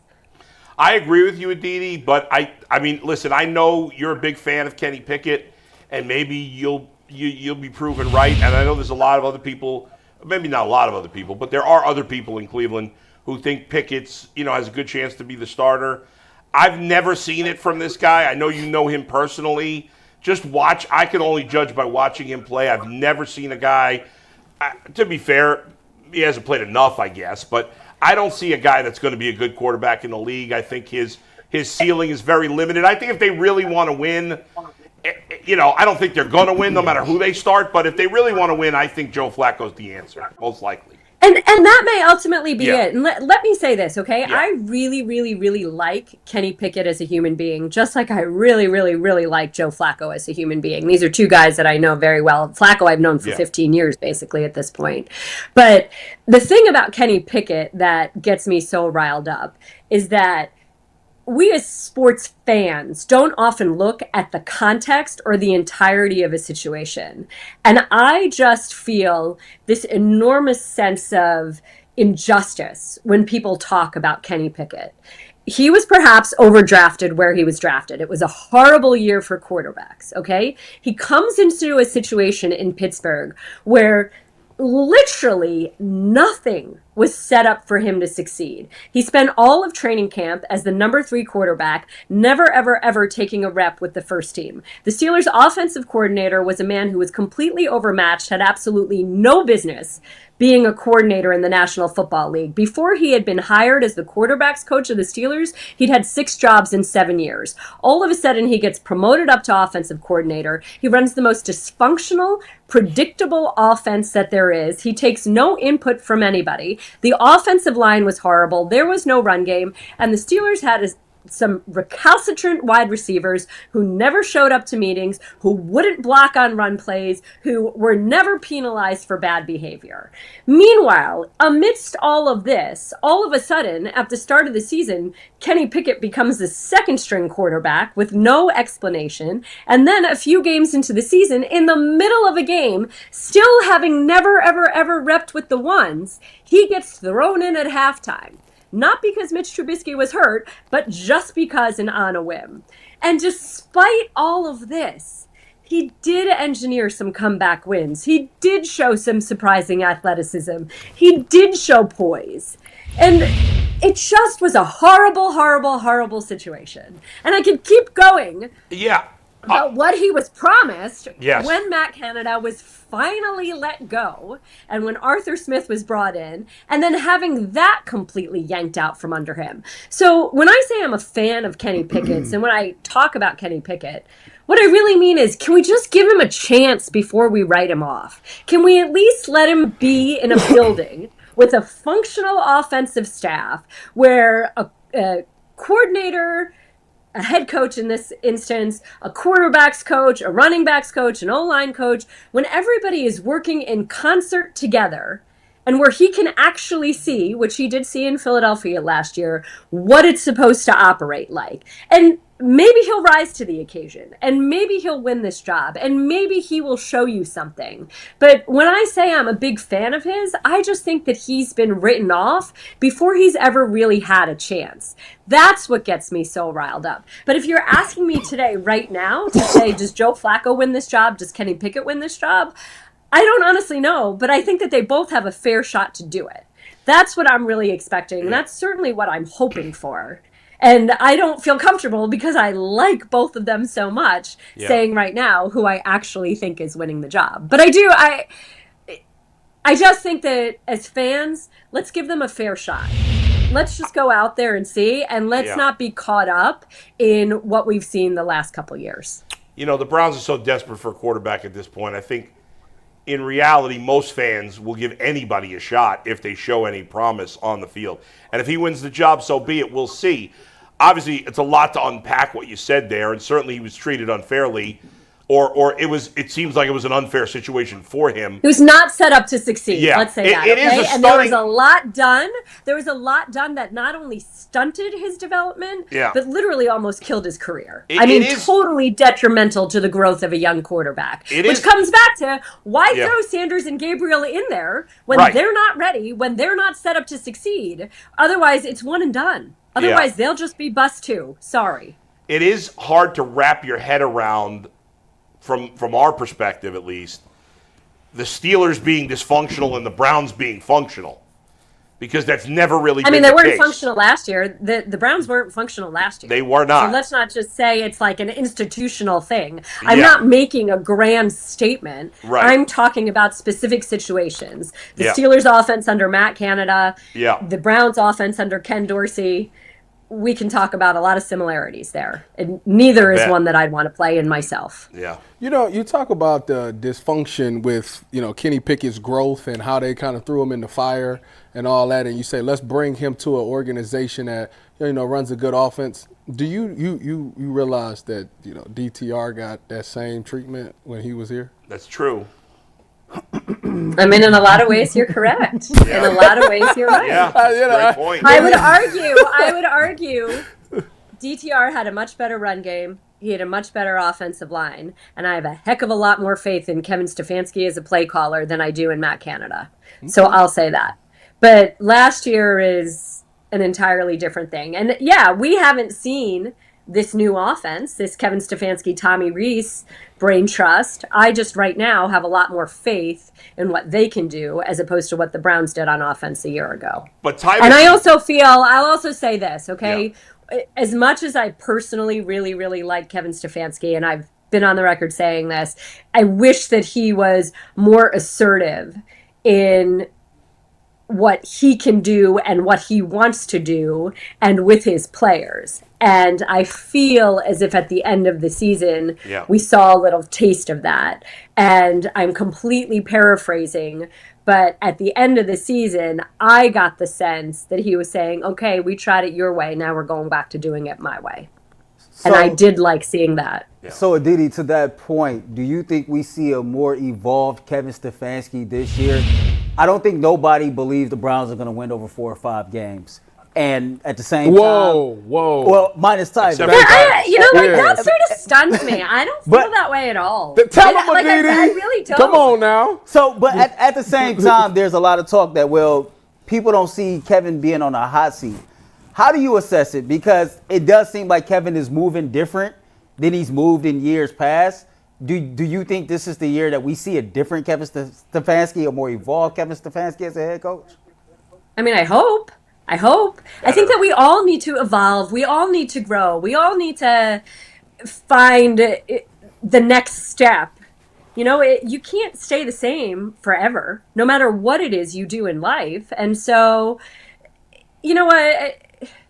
It's funny. I had a conversation with a player on the Browns last year at length about Kevin Stefanski, and the player, just like me, personally really, really likes Kevin Stefanski, and we both kind of came to the same conclusion, which is if you're going to go down swinging.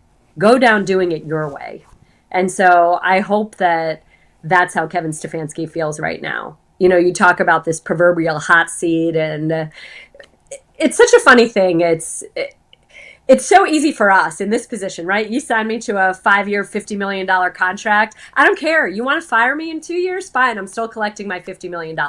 That's how you should coach. You should not coach afraid. You should not coach about pleasing players. You should not coach being afraid to hurt somebody's feelings. But time and time again, we see coaches coaching to try to hold on to their jobs.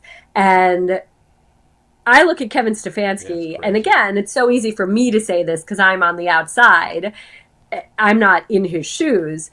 But if they fire me, I'm a 2-time coach of the year. I'm getting another job just like this. And until I get that job, I'm still getting paid. So you would hope that he would coach with that confidence, that swagger, and do it the way he wants to do it and not worry about appeasing players. I was, Adam, you were in New York. When I was in New York, I was just watching something. I don't know if it was an America's game or it was a Michael Strahan thing, but it was all about Michael Strahan and Tom Coughlin and how much conflict they had and how much they butted heads and how much Michael Strahan hated Tom Coughlin because Tom Coughlin wouldn't bend to him, and how at the end, Michael Strahan would have run through 20 walls of fire for Tom Coughlin, and how he credits Tom Coughlin with everything of who he has become. And Tom Coughlin was never afraid of him. He wasn't afraid of Eli. He wasn't afraid of Strahan. He wasn't afraid of OC. We don't see that in head coaches as much today. And it's a shame. It's a shame. It really is. Yeah, and the ones who aren't afraid have success. And And that's been one of Kevin Stefanski's biggest problems. He handled Watson poorly. He handled giving Ken Dorsey the play calling. The way that happened was poor. And to Tyvis's point, like the way he handled DTR was poor. The first time DTR played 2 years ago, he didn't even know he was going to play. And part of that was because.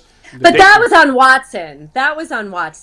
Last year, there was but part of that is because Stefanski allowed that from Watson to do whatever he wanted.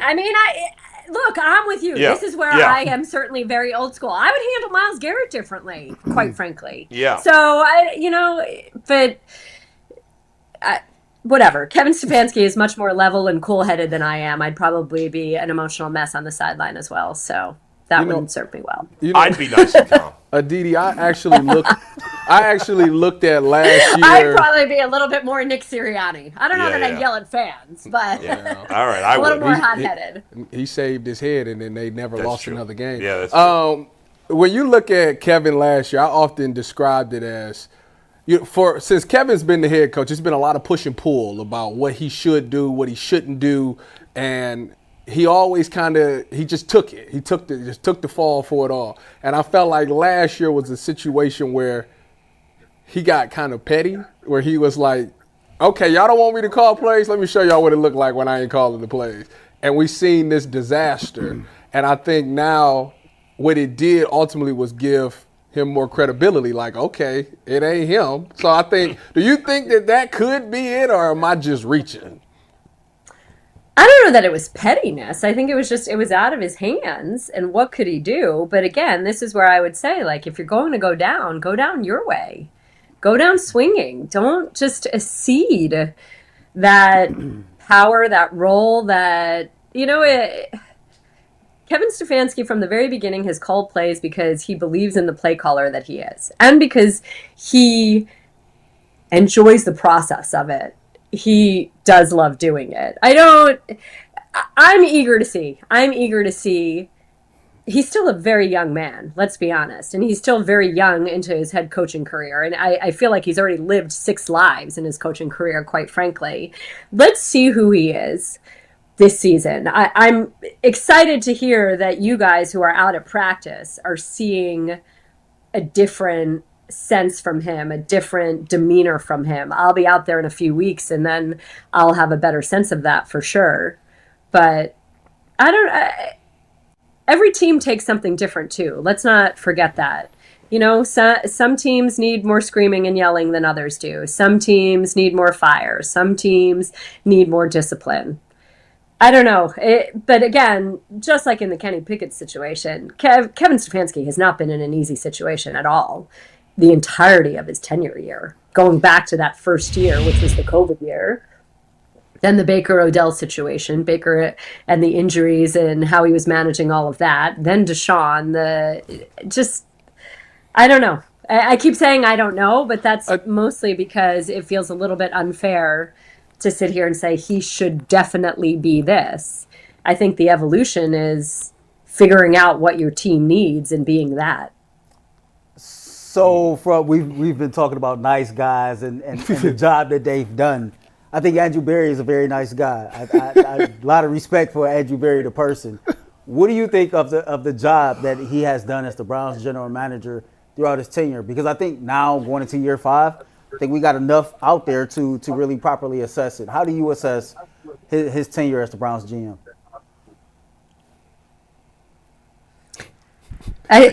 I mean, he's won more playoff games than the GM in Pittsburgh, so there's that. I think that. Yeah, like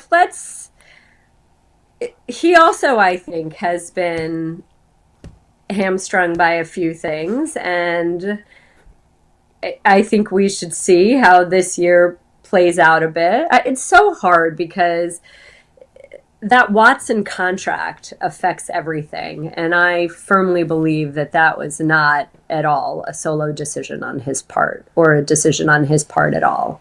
And that colors everything to some degree. Don't you feel? We can't. But Aditi, listen, overall they still have a losing. I know it's better than it was, but they still have a losing record during their 5 years together. And they can't just get the owner sucks, we know it, but he spends a lot of money. I'm not saying that. That's what I said. I'm right there with you, Aditi. He pays Those well. are your words, okay? Please don't say we when it's your words. I say the owner sucks, but he spends a lot of money. I can't give the owner and the coach a pass every year they have a bad year. Just because of the fraudulent 2-time Coach of the Year awards, let's be honest. It's not a Coach of the Year award. It's we had a surprising season award. Yeah, I don't think that's very fair. You know what? He's a better think coach that, than Andy Reid. I think that both Andrew Berry and Kevin Stefanski are authentic people. I don't think that either of them lie. Okay, so whatever we sit here and we say, I do believe that both are sincere. And while publicly what they are compelled to say is not necessarily always they the lie in press 100% full truth. Without telling Right, you but I between the think that damn in a lines. one-on-one situation, I think with their players, they don't lie to their players. Sure. And I think that's a really important piece here. Okay. I want to ask you about Kevin. I got you. I want to ask you about Kevin Stefanski communication with quarterbacks. Do you think that there is some slight, what's the word I'm looking for? Confusion between that communication, because Kevin will always preach about how he just despises turnovers, and then we look at all the quarterback that he's coached since being a Brown, all of them turn the ball over at a pretty decent clip. How do you think they fix that communication? I think that was a big piece of why they liked Pickett, because they expected him to take care of the ball and because he has some deceiving athleticism to him. I think that I don't know that that's as much about communication. I can't say anymore, but just from production meetings that we've had where we get to have actual sincere conversation about things that have gone wrong, it feels a little bit unfair to me to blame turnovers on the play caller. Let's just leave it at that. Okay. Leave it at that. All right, I won't push you on it. Yeah, I ain't gonna push her on too much either. So I guess I'll ask this question: If Andrew Berry and Kevin Stefanski are both authentic people, I guess Paul D. Podesta is that the issue? Oh my gosh, you guys are killing me. Do you know that my main employer is CBS? But in the preseason, I have a side gig, and I am the Browns preseason sideline reporter. And guys, I love that gig. It's so fun because the Browns do preseason games. The Browns do preseason games better than anybody else in the league. I got a different question. They allow us to have fun. They let us interview players during those games. We tell exciting stories because when it's the third quarter of the third preseason game, and some poor running back who's going to be working at 7-Eleven next week is running the ball. Fans don't care what happens on 3rd and 3. They want to know about the team that is going to start the season. And the Browns let us do that. So please stop putting that job at risk. All right, I got a better question for you. Come on with you So later on in the show, we are doing a topic where we're talking about jersey rankings.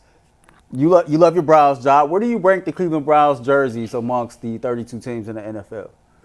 Oh my goodness, this is another one. You know what? I've always wondered why grown men wear other grown men's names on their back. I get that it's such big business and so necessary, but I've never owned somebody else's jersey in my life. I've only had my own jerseys. Although I do have a very funny jersey story for you. So my son, whose 10th birthday is today, Happy birthday. he is a Happy birthday. Thank birthday, you. Nico. He is a diehard Bills fan. I think, as most of you know, for 8 years, since he was 2 years old. Mm-hmm. But his father is a Steelers season ticket holder, and he has gotten very sick of Nico wearing his Josh Allen jersey to Steelers games. So 2 years ago, he insisted that Nico get a Steelers jersey, and Nico chose Kenny Pickett. The ensuing offseason, Kenny Pickett was traded.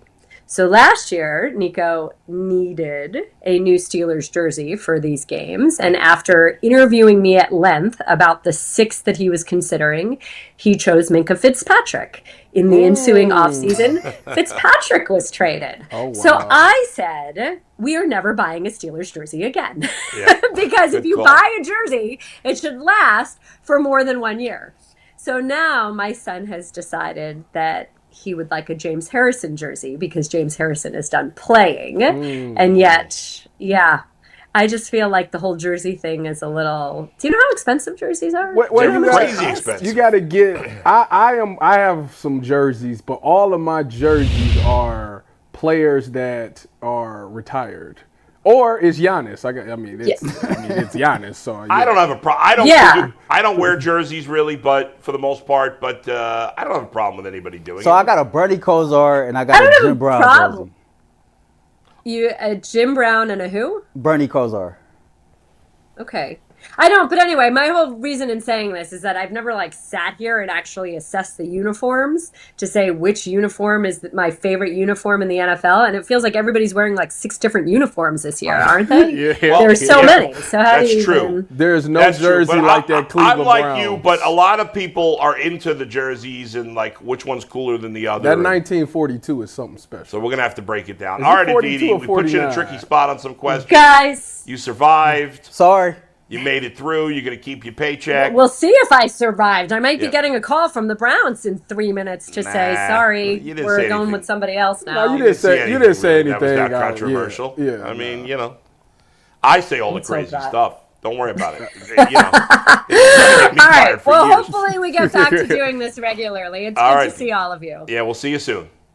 All right, good to talk with Aditi, and let's talk about let's get into this. Zero referenced it, so let's get into this jersey topic here. You want to go jersey topic next? Yeah. All right. Before we do that, today's episode is brought to you by Epicor. Every team knows the value of hard work and taking pride in what you build, in practicing every detail to get the best results. But no one player, no matter how amazing, can do it all alone. Working together makes getting the win easier. At Epicor, the All-Stars are hardworking manufacturers and distributors who create and deliver the things we all need. From aerospace to electrical to medical devices, ERP solutions are created by industry experts to help make every day easier. Seeing your whole supply chain, managing logistics, and responding to price changes is all made simpler. From small businesses with big dreams to growing enterprises with global vision, we'll equip you with the right tools to move forward, think ahead, and lead the way. Because as the clock ticks down, you need to make the most out of every hardworking minute. Easier doesn't cut corners, easier finds a lane. Discover your success at www.easierwithepicor.com. So there was some list. Let's see, where did this list come from? This list came from USA Today. Yeah, I don't know. The Browns finished number 4. The Browns are always near the bottom of these uniform lists, but in this USA Today article, they were ranked 4th. Let's see. I don't know who was voting on this. Oh, it wasn't like a fan vote. It's just this person, Christian DeAndrea, who just decided to rank all the jerseys. Do you buy the Browns as a top 5 jersey? Yeah, it's number 1. Really? Beautiful. Not even close. It's beautiful. What's wrong with it? You think most people would think the Browns are a top 5 jersey? I thought most Browns fans hated the jerseys. No, I like the Browns jerseys. I told Ant, really? Browns, the Packers, the Bears.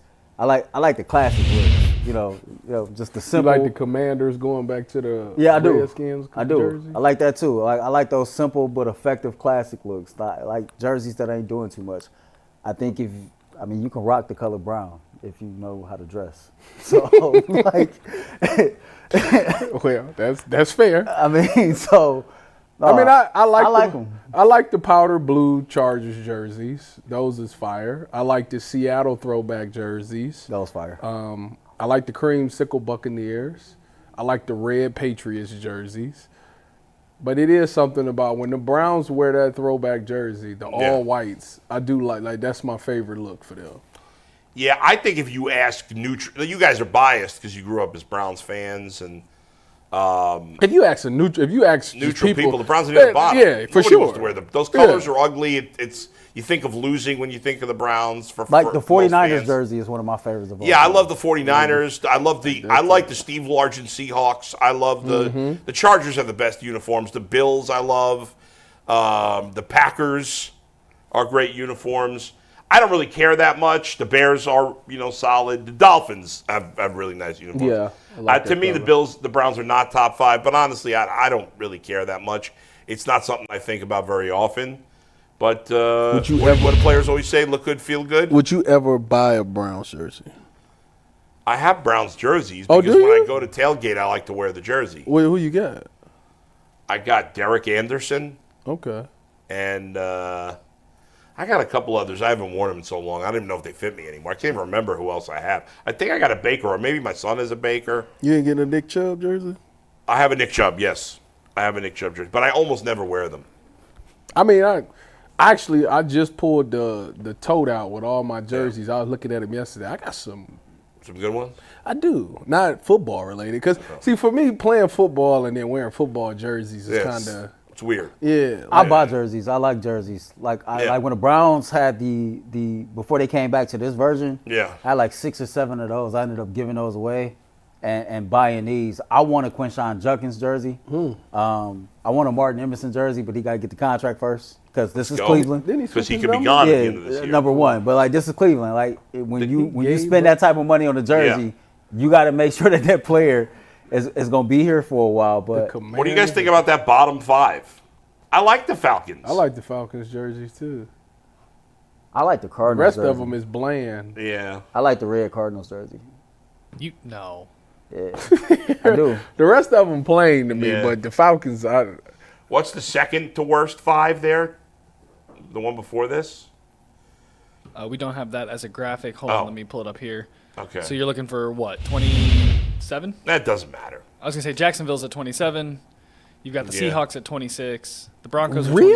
25. I like the Seahawks. I got the Seahawks Yeah. that low. I mean, it's just one guy's opinion. Well, he's wrong. The Jaguars jerseys though from the mid '90s, like when Mark Brunell was the quarterback. Those are sweet. Yeah, like the with blue Jimmy with Smith the black Kenny and the what was his name? Kenny Freaky- McCardell. freaky What's teeth. that kind of blue called? I don't even remember. Teal. That's teal. Oh, that's teal, right? That's teal. Okay, yeah. Those were cool. I did was like teal. those. Those was dope. I like the Bengals uniforms. I think they're fine. I don't love them, but it depends what. I kind of like the white ones with the black stripes. I don't really like the orange that they use. I like the black on black. The black When on the Bengals black's were, pretty good. I'm trying to black think on black. non-Browns players jersey. Who, if I could buy a jersey, who would I buy? Like I'll a buy current Marshawn player? Lattimore. Yeah, like a current player. I'll buy Marshawn Lattimore. Joe Burrow. I'd buy that. That's a good You one. not buying a Joe Burrow? I'd buy Joe Burrow. I'm going to get killed for it, but Lamar. I'd get a Lamar Jackson That is jersey. The sweet. Ravens They have would, good they would uniforms. boo you. I like. That's fine. I hate. I do love Lamar. I really like him. I'm a big fan of his game. He's won me 2 fantasy championships over the years, and I like Lamar. I hate the Ravens, but I like Lamar. He's very. I think I might. He's hard to root Even against. if I don't wear the That jerseys, what that jersey- Marshawn and what that jersey number Commanders he got jersey, in I that think he got Command- 23. That's a good one. Yeah, but Between like that and that Joe Burrow, them is Like, two- there's- that Joe Burrow jersey would be fire. Only But that- jersey- but that from being from Cleveland, like, you gotta come Marshawn. Yeah. Like that. you try to buy like the Ted Ginn Dolphins jersey, that was fire. That one was fire. That That was fire. First one. Travis Kelce jersey, gotta have that. Kareem Hunt, you gotta have that. Marshawn, you gotta have that. Like if you from here, I'll buy your jersey. And you play in the league, I'll buy your jersey. Who we forgetting? There's other guys. The corner in Seattle. Do you have a Tyvis Powell jersey? The corner No. in Seattle. You know what's so I've asked funny? you for your Denver one. Hey, you know what's so funny about that? I gotta find them all. They probably in that same tote. I seen a couple of them in that tote I was in yesterday. Cecil told me yesterday. He said, "Send me your address. I'm about to send you a jersey." I said, "Really?" Yeah. Yeah, I got. He sent you one of his own jerseys? One of his own jerseys. Nice. I got all them jerseys just sitting there. I got like 4 from San Fran. I got 2 from Seattle, and I got Denver. I got 1 from Denver. 'Cause What about your Browns jersey? I wasn't there on their season, so I didn't get it. Oh, you What didn't about get the an actual Cowboys jersey? Do I got a Cowboys jersey? People don't even know. The Cowboys Do you have have any cool. college jerseys? By the way, the Cowboys yeah, I have got cool like 10 of uniforms them. too. The Cowboys have cool That aren't your uniforms. own. I like the Cowboys uniforms. Was it 40? 45. 45? Do I have my Cowboys jersey? That's I don't actually know. a good question. Find it. Let me know. I don't know if I got that. I don't know if they gave me that. Eric, out of the big four sports, do you guys think the NFL has the best looking jerseys overall? No. Because I think it's hockey. Hockey. It's hockey. Yeah, easily. hockey by far. The basketball jerseys are weird because There ain't nothing you can Did you walking see around with no LeBron's sleeves. Blue Jackets jersey?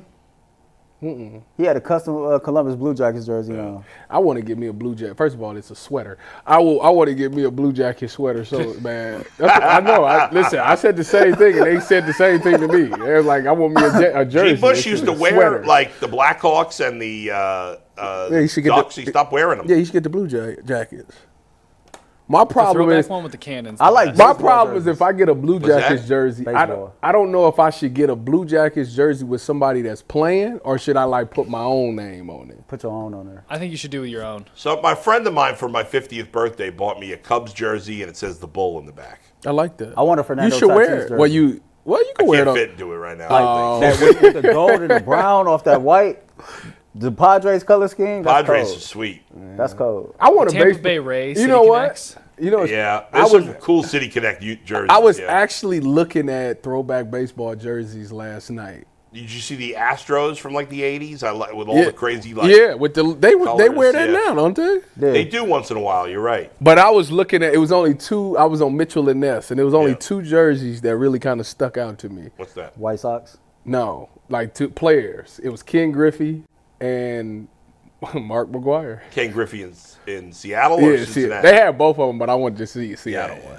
Hey, And that's Ken where Griffey it's- is Yeah, Seattle. exactly. Yeah. But then they had the Mark McGuire in St. Louis, and I'm like, I probably No, would see, go I would get the McGuire. Mark McGuire with the Oakland With the A's. A's. But he wasn't that. I mean, It don't matter. It'd be the color scheme. So, like, I used to wear a lot of, like, baseball lids. Yeah. And that gold and green, that's tough. Yeah. I mean, the Cardinals are a classic look, too. The baseball Cardinals. They had Ryan Howard. I forgot all about Ryan Howard. You know I know him. You know him? I mean, I haven't spoken to him in years, but... Oh, like y'all like went out to dinner or something? Yeah, I mean, well... You talking about Ryan Howard to play for the Phillies, right? No, I mean, He played for retired. he played for the. No, he played for the Phillies. Oh, yeah, he No, did play for the Phillies. He's from Missouri, though. Okay. No, he played for the minor league team that I was doing play-by-play for. Oh. I called his first professional home run. And we were pretty friendly back then, but, you know, I haven't seen him in years. But he and his wife write children's books now, Good for you. which is pretty cool. I'd like to get him on the show. That would be cool because I haven't spoken to him in years. He was awesome because when in A-ball, you'd get players to come every day. You'd get 3 players to sign autographs. And most of the players would do it because you'd get free food when you did it. And those guys weren't making any money. Yeah. But, you know, sometimes the guys that were the higher draft picks didn't always want to do it. We would make them once in a while. But, like, he was a pretty high draft pick. We only had 1 first-round pick the 3 years we were there. That was Chase Utley, who played for the Phillies a long time, really good player. But Ryan Howard would always volunteer to do autographs. Almost every day he'd volunteer. And I thought that was pretty cool because he was the best player on the team. He was the highest draft pick that year. And yet and all the kids were like, would lose their minds. But he would sign autographs almost every day. That's the one thing I wish if I could go back in Yeah. like my football career. Every Tuesday, the team would have some type of volunteer opportunity where you would do something in the community. Yeah. And it wasn't mandatory. In Seattle as a rookie, Yeah. it was mandatory. You had to go every Saturday. Yeah. And it's crazy because all those Tuesdays that I would do that when I was a rookie, like when I seen it, I used to like, I don't really want to do that. But when I did it, it Yeah. was like, I'm so glad I did that. Yeah. And like once I became a veteran, like I stopped doing them. And I was so mad at yeah. myself, like I should have did that. Like I should have kept doing those things because those was fun and it Right. was so impactful and you really like got to mingle with people and they got to hear your story and then they became fans and they started to follow your career and it really was some good interactions. So I was actually mad at myself because it wasn't until I got to Denver that I really realized like, man, I should have been doing this all the time. But by that time, it was way too late. And yeah, so moral of the story, if you got an opportunity to volunteer, do it. All right, Anthony. You guys want to talk about some Jose Ramirez real quick? Sure. I'm out of reads today, so let's just get ready. He's skipping the All-Star So game. Jose Ramirez is skipping the All-Star game. Does anybody have a problem with this? I have zero problem. I'm a little. I mean, I don't have a problem with it, but I am upset a little bit because he's the only guy. Isn't he the only All-Star we got? He was the only starter. Kwan is on the team. See, it's just something about like being represented. Like I know Kwan is gonna get some at bats and blah blah blah blah blah, but like when Jose was there, he actually has what it takes to like change the game, like to make a big play on that stage. And unlike all the other sports All-Star games, they actually play like a game. Like, it's actually kind of serious to those guys. So it was always fun to watch him go up against some of them top pitchers, and, you know, be able to come through and try to make some plays on them. And not to have that, knowing how this season is going, like knowing that the chances of us making the playoffs is slim at this moment, like this is something that like you could at least cherish as a fan, you know, of this season, especially the way he's been on this heater as of lately too. Like if he carried that into the All-Star and then did something in the All-Star game, like to me, like that would be like them. That's like my World Series moment for this season. But I get it. Like he want to save himself for the rest of the season because he wants to come out and make sure he dominates the second half of the season. I think that isn't it him that he struggles, his numbers go down in the second half of the season? Generally. Yeah, so maybe he's aware of that and he wants to try to nip that in the bud, and he thinks taking this little time off will help him get ready for that second half. So if that's the case, I can't blame the guy. Yeah, no biggie. You know, he want to get his mind right, get his body right, and the Cleveland Guardians is a bigger priority to him than being present in the All-Star game. From a fan's perspective, I'm a little disappointed. The All-Star game is in Atlanta this year, and Atlanta is like a cultural hub. Everybody's going to be there, and when you are a big name player with a presence like that in this city like that, it would have been cool to see somebody representing the Cleveland Guardians in Atlanta, you know, down there with Ronald Acuna and all those guys. Like, yeah, we got one of those too. So that would have been cool, but I can understand the other side of it. Like, baseball is a long, drawn-out season. And if you get a small window to get a break, to kind of recover and relax your mind, then he's human. Those things at this particular junction, clearly that's more of a priority for him than going down to Atlanta and being a part of the festivities. You know, sometimes you'll see players in any sport won't want to play in the All-Star game because they've done it before and they don't give a crap and it's not that important to them and they don't care about the fans. I think there are obvious examples of that in the past. That's not the case here. Obviously, Jose is very good with the fans. He's very good. Like, he loves baseball. I mean, it's obvious watching Jose Ramirez play. He loves baseball. I'm sure he's disappointed not to play in the game, but I don't blame him here. This is smart, and this is very unselfish of him. Some people might look at it as selfish because, hey, we wanted you to be there. But I look at the opposite. I look at this as very unselfish by him because the All-Star game is an individual accolade. It's not a team accolade, and he's saying this individual award is great, thank you, but I need to focus on the team. I'm more important to my team than almost any player in the league because if I don't play well, we can't win. It's pretty obvious. He played great these last 3 days. And we won all 3 games. And they won all 3 games with him hitting home runs. I mean, without so good. When Jose's in a slump, the offense has almost no chance. So he has struggled at times in the second half. He's been banged up this season. You never know when he's hurt because he doesn't really come out of the game, or if he does, he's back the next day.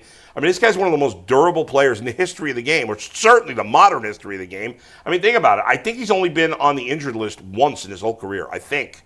I could be wrong about that, but like, when do you remember him missing a lot? There was 1 year he missed a chunk of games in the second half. Outside of that, the guy plays like 156, 158 games pretty much every year. And he's getting a little older. He needs to take care of himself, and he's being, I think, very smart and very unselfish, in this scenario. So I don't blame him at all. Who's replacing him as a starter at third base, you know? I don't remember offhand. I think they announced that, what's his name? Isaac Paredes of the Rays would take his roster spot, but I can't remember who the backup third baseman was, whoever was originally picked. Well, we still got Kwan, so. Yeah, Astros third baseman Isaac Paredes? Paredes. Isaac Paredes.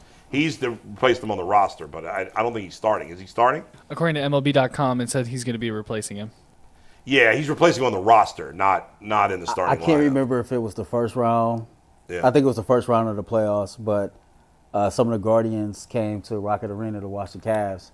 And Ahmad always goes through during like the commercial breaks or whatever, and if there's somebody of notoriety there, he'll point him out. They'll put him on the jumbotron. Man, when they showed Jose was at the game, that was the loudest. That was one of the loudest moments of the arena in the entire season. Yeah. And if you know anything about Rocket Arena, it get loud in that place. Sure. So the energy was already high, and it just seemed like it hit a whole nother decimal when they put Jose on that screen. The city loved that man, and if that man want to take about a week off to chill, then you know what? we behind that. Cool. Right. Do what you got to do. Absolutely. All right, Anthony, we got some super chats? Yeah, we got 2 super chats. One from Reggie Bug Glover. I have been debating with this one, my friends, who was better, Omar Vizquel or Barry Larkin? Omar as an all-around player or as just a defensive player? I am just reading what the chat says. I would say all around. Let's do that.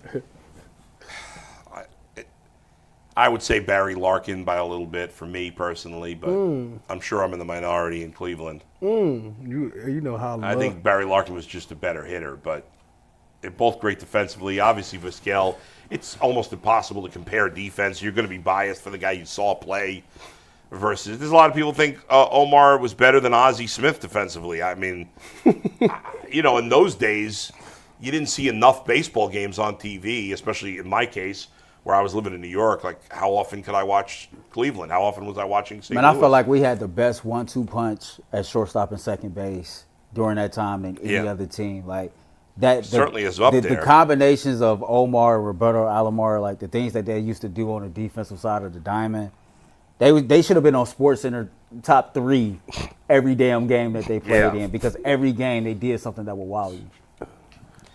Look at Barry Larkin's. Let's see. Barry Larkin's 61. My God, I feel so old right now.